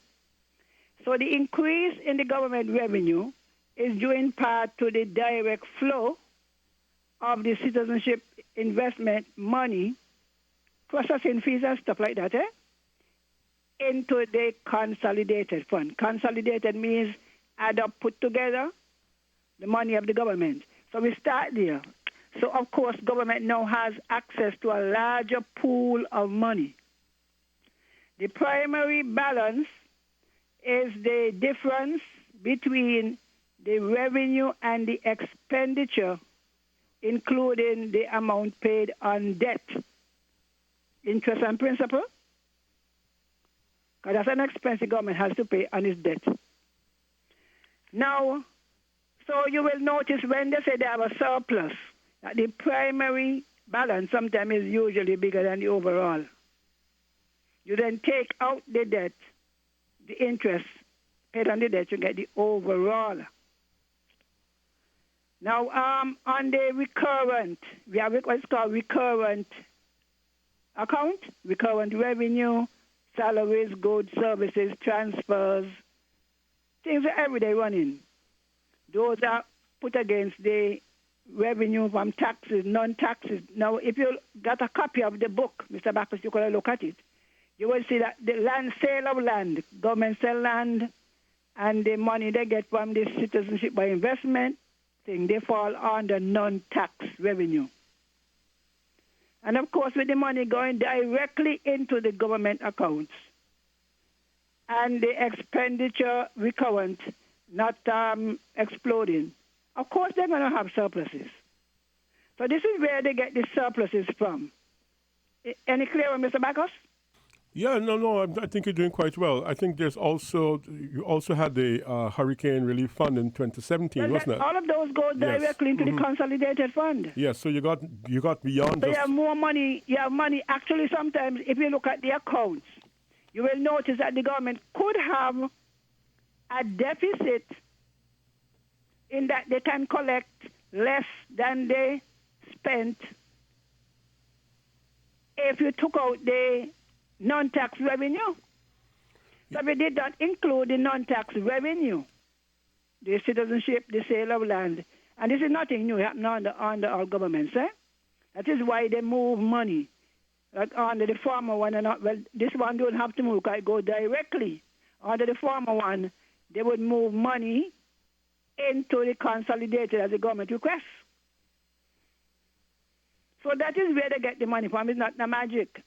Well, what happens? What they should do is tell the people, primary. This is the primary balance. So when they say they have a surplus, you should be identified as, is it primary or is it overall? So, right? So which one is it? Huh? Which one is it? It's the overall balance you're supposed to deal with. Okay. It's the overall balance. And remember, with the amount of debt down, then the amount that you have to pay on debt is less. Yes. So that the surplus then becomes greater, because the inflow is greater, and the amount of debt is less. I'm glad you called in this afternoon, because what happens is that that's the kind of work I used to do. Yeah, but what happens is that you're able to express it in every man's language. Very often, very bright people have their own jargon and their own technical language they use. Because they're bright. That is how it is. But when you express it like that, then the ordinary person will be able to say, okay. When I say ordinary person, I mean somebody who's not a financial somebody person. that's listening. I'm not being disrespectful. So as a lady expert, she don't understand the surplus. Surplus means more than. Yeah, but people have those. Revenue more than expenditure. And as I said, when you have these, what we call extraneous, right? Transfer of money flowing into the government company, of course, they have a lot more. Well, and again, if you increase the sale of passport, if the activity in the citizenship by investment program increases, then you're going to have more inflows coming in. And what happened too is that you went beyond just getting processing fees by creating a fund that actually gave you income as well beyond processing fees, because you had. Because you see, if they were buying, you will notice if you're following the house. Yes. That people who make investment in real asset, their money has to be put separate. Escrow account? Yes. So it does not go into the government account for the government to spend it. It has to go into a separate fund. But all the transfers, SIDF is a transfer. Yes. We get free money. It's grant funding. Grant, right? By people who want citizenship. Yes. So you start a new fund, people subscribe, so we get what they donate, or call it donation, and we get the processing fees. So the more we sell, is the more we get. And when you look at the Hurricane Relief Fund that was established in 2017, by May 2018, there was a report from the government that that fund attracted 1,200 applicants. And then you can work them out, eh? Yes. Then you have to figure out, because by then, you will notice after 2015, there was a lull in the inflow in the investment sector called a project stopper. So most of the activity was coming in through the donation, the grant, whatever you want to call it. And then they said you were number one and more people out there selling, you lower your price, so you become more competitive. Because they were being outsold by Dominica, Antigua, and so. Well, you drop your price, so the increase in the number of persons would occur. So it's not magic, really. It's just that sometimes people don't say which one they're talking about. The primary surplus, but when the debt, you see what the government is doing. You can call it a strategic move. When they paid off the IMF, then you won't have that amount of debt payment coming out of your, you want to call it profit like in a company? In your surplus. And then when they borrow from some places, they borrow at a low rate. You see, like Grenada, and they're borrowing at 0 and 0 point something %. You have less debt payment. I hear they're now borrowing at 7.5 now. Well, boy, let me tell you, it's 12% and some used to borrow at, that same Trinidad thing used to clean us out, man. Mm-hmm. I know. Clean us out. So that is why you see we had to do debt. We had to go and think our debt, renegotiate the debt. Well, some countries were paying as much as 50 cents on a dollar in terms of debt payments. And something I learned, Mr. Bacchus, when I went to the IMF to do balance of payments, that sometimes debt forgiveness you still owe. No, I serious. I say wait. Sometimes I have to. Sometimes we hear terms. Because they forgive you, and next thing they sell the debt to somebody else who demand the money. Because I will explain to somebody debt can be sold. That you could trade debt like how you sell stocks and shares. Who buy your debt want the money. So it is the management of debt, and there is a debt management document policy on the same website. I'm encouraging people to run the government website on the Ministry of Finance, MOF, I think .kn. You have all the estimates there. You have the debt strategy. Because it's nothing new.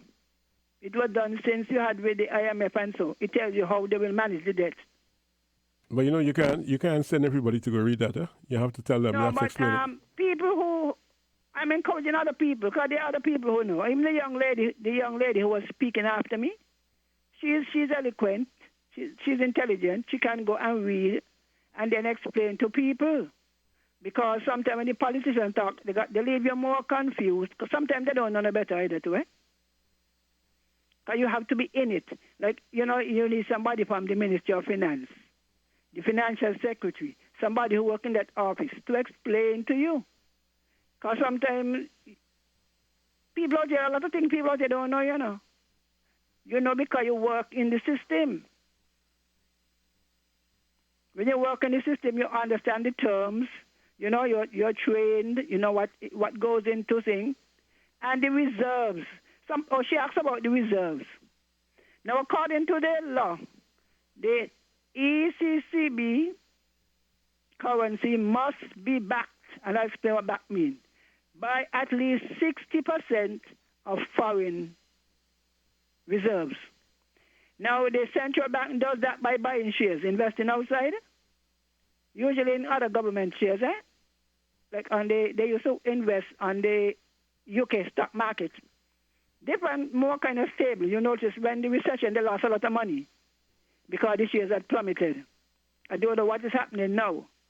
So what they would do, they would take some of the reserves they make, and they make money by lending to commercial banks. That is how the central bank make money. They don't print it for themselves. And they invest the money. Now, what has happened, you keep investing, you keep increasing. So that the money that the central bank earned from the investment is now about 100% of the money in circulation. Notes and coins, right? Yes. That's what we're talking about. Yes. So when you said they have reserves of 100 and whatever percent, which means that it is stable. It is what you have more reserves against the money than what it is worth. Put it that way. She also asks about what happens when you have a recession. Now, if it was just a one country bank, then the dollar is supposed to depreciate. But what helps out the ECCB is that all of the countries are not in the same position. Some countries bring in more foreign reserves because all foreign reserves for all the OECD countries must go to the bank. Anybody give us a grant, give us a loan, all foreign exchange goes to the central bank. So the government don't put it in the treasury. They have to send it to the bank who will then give them easy money in exchange. So if tourism falls in St. Kitts and it doesn't fall in Nevis, or it doesn't fall in Antigua, then whatever shortfall they would have had from St. Kitts would be made up by the other islands, which help to kind of even out, Otherwise, naturally, the easy dollar should devalue when you have these lot of falls in the economy. I don't know if that is any help. All right. Well, thank you. Much appreciated. Much You're appreciated, welcome. Ms. Henry. All right. Thank you so much. All right. So, Ms. Henry there, statistician, lending her expertise pro bono, no charge. I hope that she answered some of your questions. And thank you, Ms. Henry. Back to the phone lines we go. Let's hear from another caller. Call you on the air. Good afternoon. You're live. Good afternoon, Mr. Bacchus. Hi, Mr. McMahon. Good afternoon. How are you doing? I'm pretty okay. All right. It's important to give people the facts, though. We can have many interpretations, lots of interpretations on any number of subjects by any number of people, and it can get quite confusing, right? Because you can find something to justify just about anything, all right? So how do we get the facts? I am saying we should turn to the experts, and not just any expert, return to people who have no access to grind, no elections to win. All they have is their professional reputation to protect. In other words, people like the ECCB and the IMF professionals. This was true in 2014, and it's true now. Right? Don't take the ECCB governor's word today, but dismiss it back then. That is not being consistent. So if the governor back then said our country was the one bright star economically in the OECS, with its high growth rates, why would someone want to contradict that? Okay, he had access to all the data, all the numbers, and so he should know. Those are the people I think we should listen to, not the people who have personal agendas. And a caller before lunch was exactly right. The question I wanted to ask on Saturday before I was interrupted, I guess the moderator didn't like my preamble and was a bit clairvoyant, trying to basically predict what I was going to say before I said it. But the question I really wanted to ask, how come if we were told that we have surplus after surplus, why when there is a crisis now, the first place that government goes is to raid the social security? You know, it's like having a fixed deposit in the bank and also having a savings account as well as cash on hand. And when there's an emergency, the first thing you do is go and break your fixed deposit. That don't make sense. All right? I mean, what has happened to the hundreds of millions that the government met when it came into power? We had debts, yes, but they were on schedule to be repaid. And money in the bank is money in the bank. Eh? Nobody uses all their money to repay a loan if they can meet the payments. Right? Then they need to keep reserves for a rainy day like what we have now. And so just like the lady, I would look forward to Mr. Warner to come and explain, just like he did the land for debt swap, as he suggested, that was what was responsible for reducing our debt to GDP ratio, and it was the least painful option to take. Okay, that's why we still have it, right?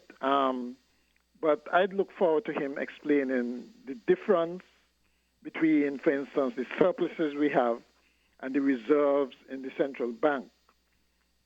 Okay?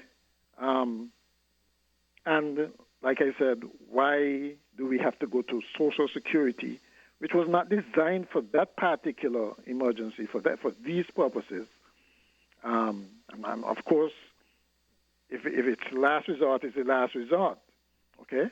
But it certainly should not be the first resort to go and raid people's funds that they put in for retirement. Okay? It seems to me that the government basically went on a spending spree over the past few years. It's their version of a scorched earth policy. You spend as much as possible to win re-election. If you win, well, you worry about paying the piper after. If you lose, well, that's somebody else's problem. That, to me, seems to be the strategy. That's why they just throw money at everything. If you add up all the costs of the projects and the programs being undertaken, I don't think they would add up to the surpluses left by the previous administration. So it isn't that they didn't have money, at least then. Now, though, I'm not so sure, right? It seems to me that they're practicing what Monserrat called, his economic theory. Put money in the hands of reckless people to spend, and the economy is bound to be spurred, okay? Because they don't think about tomorrow. But of course, we prepare for it later. You know, I keep asking for a plan, not just to deal with the present crisis, but the recovery as well. Because we are going to have some belt tightening to do. But of course, an election is coming up, and nobody wants to talk about belt tightening right now. And it's funny that Mrs. Henry wants the opposition to say, what they will do to deal with the upcoming crisis and not ask the same of the sitting government. I would have thought that the sitting government is the one to explain their lavish spending and say what they will do in the immediate and not too distant future about the crisis that is the next crisis that is about to unfold. Right? It seems like they have ruled out the IMF, which is unfortunate because the IMF, going to the IMF really did help our situation, you know. It pulled us out of the rut the last time we had the global downturn. And we came out with flying colors too. We emerged better than most of our neighbors. So going to the IMF in itself, sure, they offer bitter medicine sometimes, but the fact is the prescription works. Okay? And so if you're not going to go to the IMF, what is the government's alternative? Is it more taxes? Are you going to deplete Social Security? You know, but they should tell us, I would think. And then there's that other elephant in the room, in that the Nevis account doesn't seem to be included here. I think there's a separate. And I've seen reports that the debt of the NIA is $500 million. And right now, we know St. Kitts is subsidizing the NIA in terms of monthly subventions, which makes the overall status of the St. Kitts Nevis economy kind of uncertain, you know, and no wonder they hide the IMF report. They don't want ordinary people to see it. Okay, so it's not just a case of the ordinary person not being able to understand the intricacies of these reports, right? I think it's more a case of they're not wanting the ordinary man to see exactly what is happening to the country's accounts, because it would be an eye opener, put it that way. Okay? But there is, I'm sure Mr. Warner could explain it in simple terms, whether or not he'll be able to give the precise details and give his analysis of exactly what state we are in, and if we are prepared for a couple months or a couple of years from now. Okay, but certainly the more information we have, the better. We should have more information, not less. Okay, and then let people, let the experts, let the central bank governor, who's good at breaking things down for the ordinary person to understand. At least when he did that recently, you know, we got a sense that things are going to be really brown, but there is hope. It is a case where we have to lie down and die. You know, there are things that we can do that will make us get out of this particular rut. And we've gotten out of many ruts before, whether it's hurricanes or recessions, transition from the sugar industry. We've managed to get out of them before. So I guess this one would be no different. But you know, the thing is, we have to have access to information to be able to do what we need to do and plan and get out of it. Okay, that's my input. All right. Thank you very much, Mr. McMahon. I think the discussion is always about access to information. Access to information in what form? In what, at what level? How do you get verification of the information you have, independent verification? How can you go check things yourself so that when you hear Mr. McMahon says this and Ms. Henry says that, and you know, you might be a little confused, and you may want to be able to say, well, I wonder what I can find out about this. I hear what Mr. McMahon say, I hear what Ms. Henry is saying. How can I get to the bottom of this? And I think Ms. Henry is sharing the website, MOF.com. Says those who are inclined to go read up online. But if you need help to interpret it, we'll go back to the indomitable Mr. Warner. And once he's available, we're going to bring him live to you. Back to the phone lines you go. Call you live and on the air, and a very good afternoon to you. Mr. Bacchus, good afternoon. Yes, Mr. Montserrat, welcome back. Yes, and the truth about it, boy, oh my, me want forgetting before Mr. McMahon. and you're going to see the reason why. All right, go ahead. Yes. When you got Miss Henry on the line, the question that me really wanted to ask Miss Henry, just what Mr. McMahon asked just now, is the surplus, why you still go to the Social Security? You see, that's one reason why me want to get in before you. And then now, you're going to see the reason now, why me want to get in before you. Now, Mr. Bacchus, and Mr. Mahon used on reference there when we say putting a reckless. Me don't mean that everybody's supposed to be reckless there. We only just show how one economy turn around. You catch me? People that spend. When you go and you spend there, where you take the things out to the store, out to the supermarkets and so forth and so. If you're careful now, if you watch your dollar, you hesitate. You catch me? And then, Mr. Bacchus, me know 3 individuals when we live in Antigua. 3 individuals who try to stingy with their money and end up now that their intestines are so close up. One of them said that he has to build one big house before he dead. And he do build the big house, but he never enjoy the big house. You see, at the same time, you starve his stomach to get the big house. And now that they get the big house, you enjoy the money. So, people are not take me like me say everybody for reckless. Now that's what me say. All right? Okay, now, Mr. Bacchus, Saturday. No, before we go there Saturday. Saturday before, when you got the Prime Minister, Mr. McMahon called in and he make a reference. Anyway, this is one, not the sweetest, this is one of the sweetest jokes that me get for the year.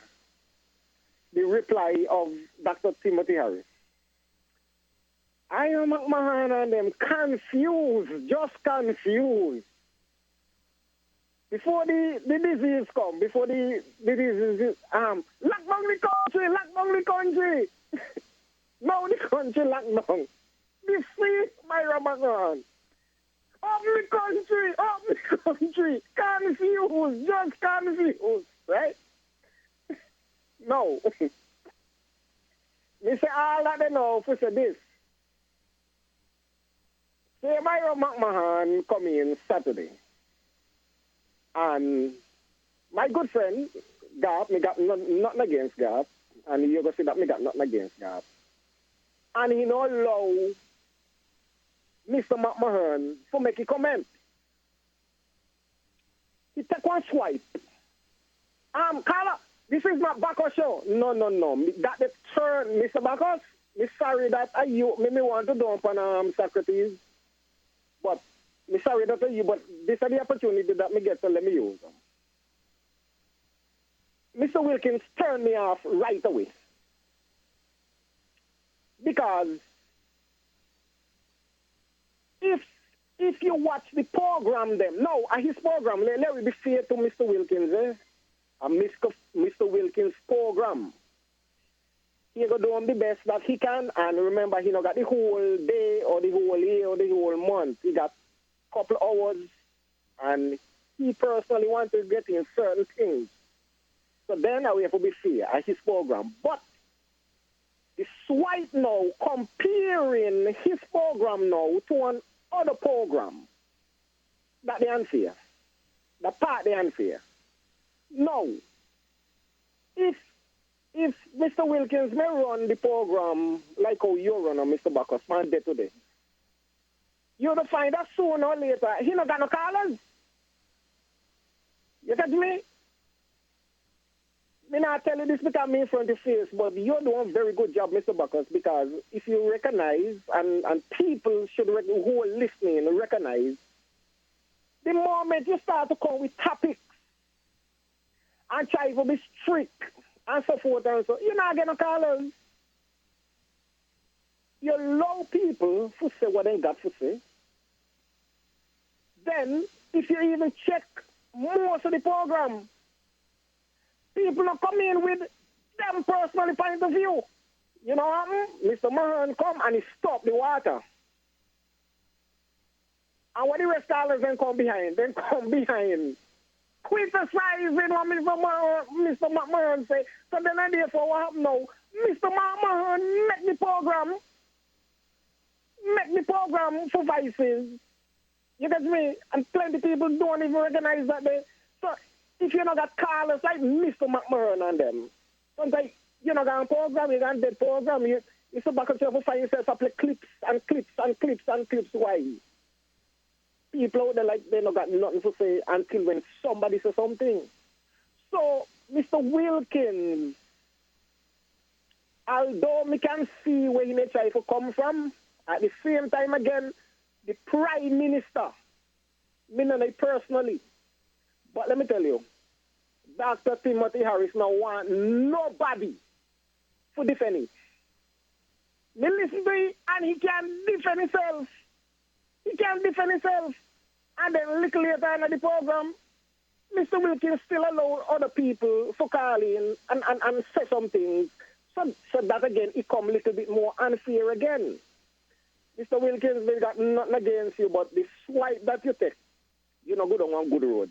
Okay then, Mr. Bacchus. All right, thank you very much for calling. You're listening to Voices on Win FM 98.9, and we're going to hear now from our partners. When we come back, we're going to hear from you. It's just, 17 minutes after 1 o'clock. Why not stay in? Turn off the alarm clock and sleep some more on your perfect mattress from Quartz. For the widest range of mattresses from the world's best brands, the best value guaranteed. Shop today and let our sleep experts help you to decide on the best option to suit your needs. At Quartz, we don't just sell mattresses, we're offering you the best night's sleep. So, sleep in a little on your new mattress from Quartz. Quartz, bringing value home. This is an unprecedented announcement from Horseman's. Get up to $30,000 off and pay zero VAT on top of that. It's Horseman's Automotive Unprecedented Sales Event happening now. Yes, for the first time ever, you get up to $30,000 off and pay zero VAT on top of that. Yes, pay zero VAT and get up to $30,000 off on top of that. This has never been seen before. Unprecedented savings at the Unprecedented Auto Sales Event at Horseman's Automotive. Up to $30,000 off and pay zero VAT on top of that. Let me repeat, up to $30,000 off and pay zero VAT on top of that. Don't miss it. It's unprecedented. Terms and conditions apply. Flo's new combo plan, the people's plan. Combo. Got a new combo plan. You can call anyone, no matter which network you dey on. Just use your Flo. I want a combo, but not for my belly. I feel me cell phone, so me call anybody. Call Mr. Man, call Granny. On the island, Flo, come combo. Yes, there is no need for to force no more. Cause with Flo combo plan, you're paying less for more. Flo got a new combo plan. You can call anyone, no matter which network you dey on. Just use your Flo. Dial star 129 number sign to activate your combo plan today. All right, good afternoon to you. You're live. Okay, sorry I missed your call, man. You can call back. Our numbers are 466-0989, 662-0989, 762-0989.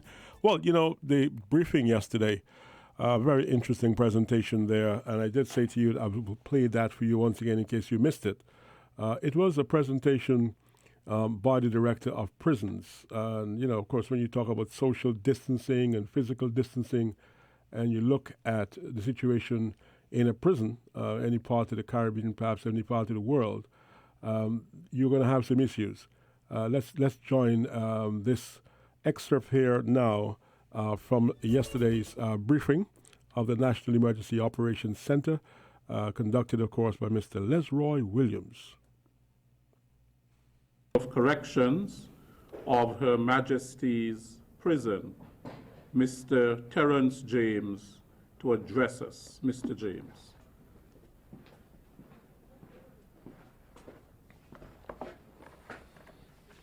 Thank you, Mr. Williams. Good afternoon to everyone, listeners, viewers in radio and TV land, and persons viewing via the internet. I'm the Commissioner of Corrections of Her Majesty's Prison. I know there have been persons in the general public who have been asking questions about social distancing. Can we do social distancing in the prison? No. We cannot do any social distancing in the prison in terms of the inmate. Our prison is such a small prison, being built way back in 1840, the local name for it, 1840, and it was constructed to house just 60 inmates.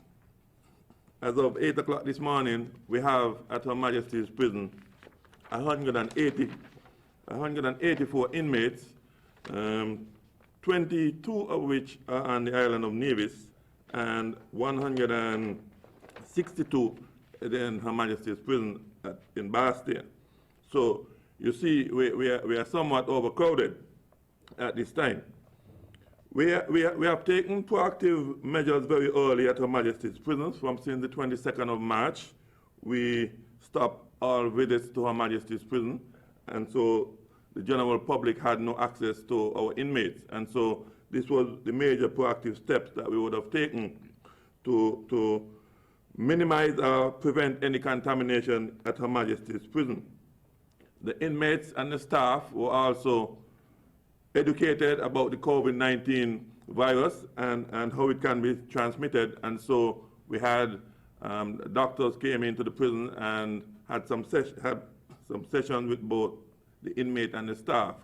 And so this was one of the major things that we have done to educate the inmates and to have them, to reassure them how we're going to prevent the virus from being transmitted into Her Majesty's Prison. We also began putting protocols in place in that we had general cleaning in Her Majesty's Prison. We would have sanitized the entire compound. And so the staff members, we thought that the staff members would have been the ones who would probably get the prison contaminated because they would be traveling, going in and out of the prison. And so we educated the staff that they have to continue to sanitize and do their little bit at home so that when they return to the prison, they do not contaminate the prison. So these were some of the proactive measures that we did put in place very early. We were able to source a thermometer to check the temperature of the staff when they enter the prison also. So these were some of the proactive measures that we would have put in place very early to prevent the contamination of Her Majesty's Prison. On the 25th of March, I would have participated in a video conference with all the heads of the prisons and correctional facilities in the Caribbean region. And the major discussion from that video conference was the COVID-19. And so we met and we discussed and see what would be the best practices that we can implement in order to prevent the virus from entering our prison. It was a consensus by all of the heads of the prison that one of the things we can do immediately is to release inmates because the prisons are overcrowded, and so we had a consensus by all heads that we can have an early release of inmates who are non-violent and inmates who are closing in on their sentence, ending of their sentence. So we were able to do that. We have some countries like Trinidad, the Cayman Islands, Bermuda. They had already released inmates from their prisons. We would have formulated a list of inmates who were nearing their sentencing, and so these are persons that we could have, I had recommended to be released from Her Majesty's Prison. So, but there's a process that we have to follow. there's not an automatic that they would have been released. There's a process that we would have to go through. Their name would have been recommended. They would have to be taken back to the court, and so there was a process that has to be followed for this to take place, according to our laws in our federation. All right.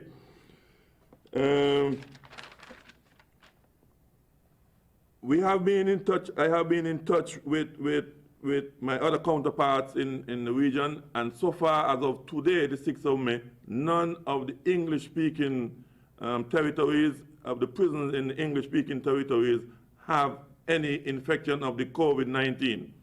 So all of the prisons in the English-speaking territories, so good so far that none of those prisons, whether inmate or staff, has contracted the coronavirus, and so we are thankful for that.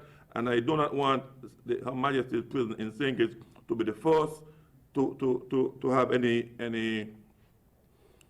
COVID-19 cases, and so we are trying our best at Her Majesty's prison. I want to commend my staff there at Her Majesty's prison. They have been doing a good job so far, and I must commend the inmates there. The inmates there at Her Majesty's prison, they understand what is happening, and so they felt that they are safe inside the prison at this time until things are somewhat back to normal. And so they are thankful for the procedures that was put in place to keep them safe during the lockdowns. And so we are still in a lockdown mode there at Her Majesty's prison. We still have not opened up for any visits to Her Majesty's prison. Until I get that green light from the NIAC, Mr. Abia Samuel, and the Chief Medical Officer, we are still in lockdown mode at Her Majesty's prison until we think that it is safe for us to open back up for visit to the prison. So for the time being, the inmates are safe at Her Majesty's prison, the staff are safe at Her Majesty's prison, and we continue to sanitize and to keep everything there at a standstill so that we do not have any contamination inside Her Majesty's prison. Thank you. Very interesting report there from the Commissioner of Prisons. And we thank him for that. And that report was given last evening at the briefing of the National Emergency Operations Center. Just about time to say so long for today. From Voices, I'm Clive Bacchus, wishing you and yours all the very best indeed. Thank you for choosing Win FM 90.9. Stay tuned. We've got lots in store for you during the course of the day. Our next newscast comes up in a few. 3 o'clock this afternoon, and then of course we're going to have one for you at 6 o'clock as well. So do take care, have a good what's left of the day, and do keep it locked to Win FM 90.9. If you have to go anywhere, take us with you. We're on your phone, on your tablet, and of course we're on your computer. Good afternoon.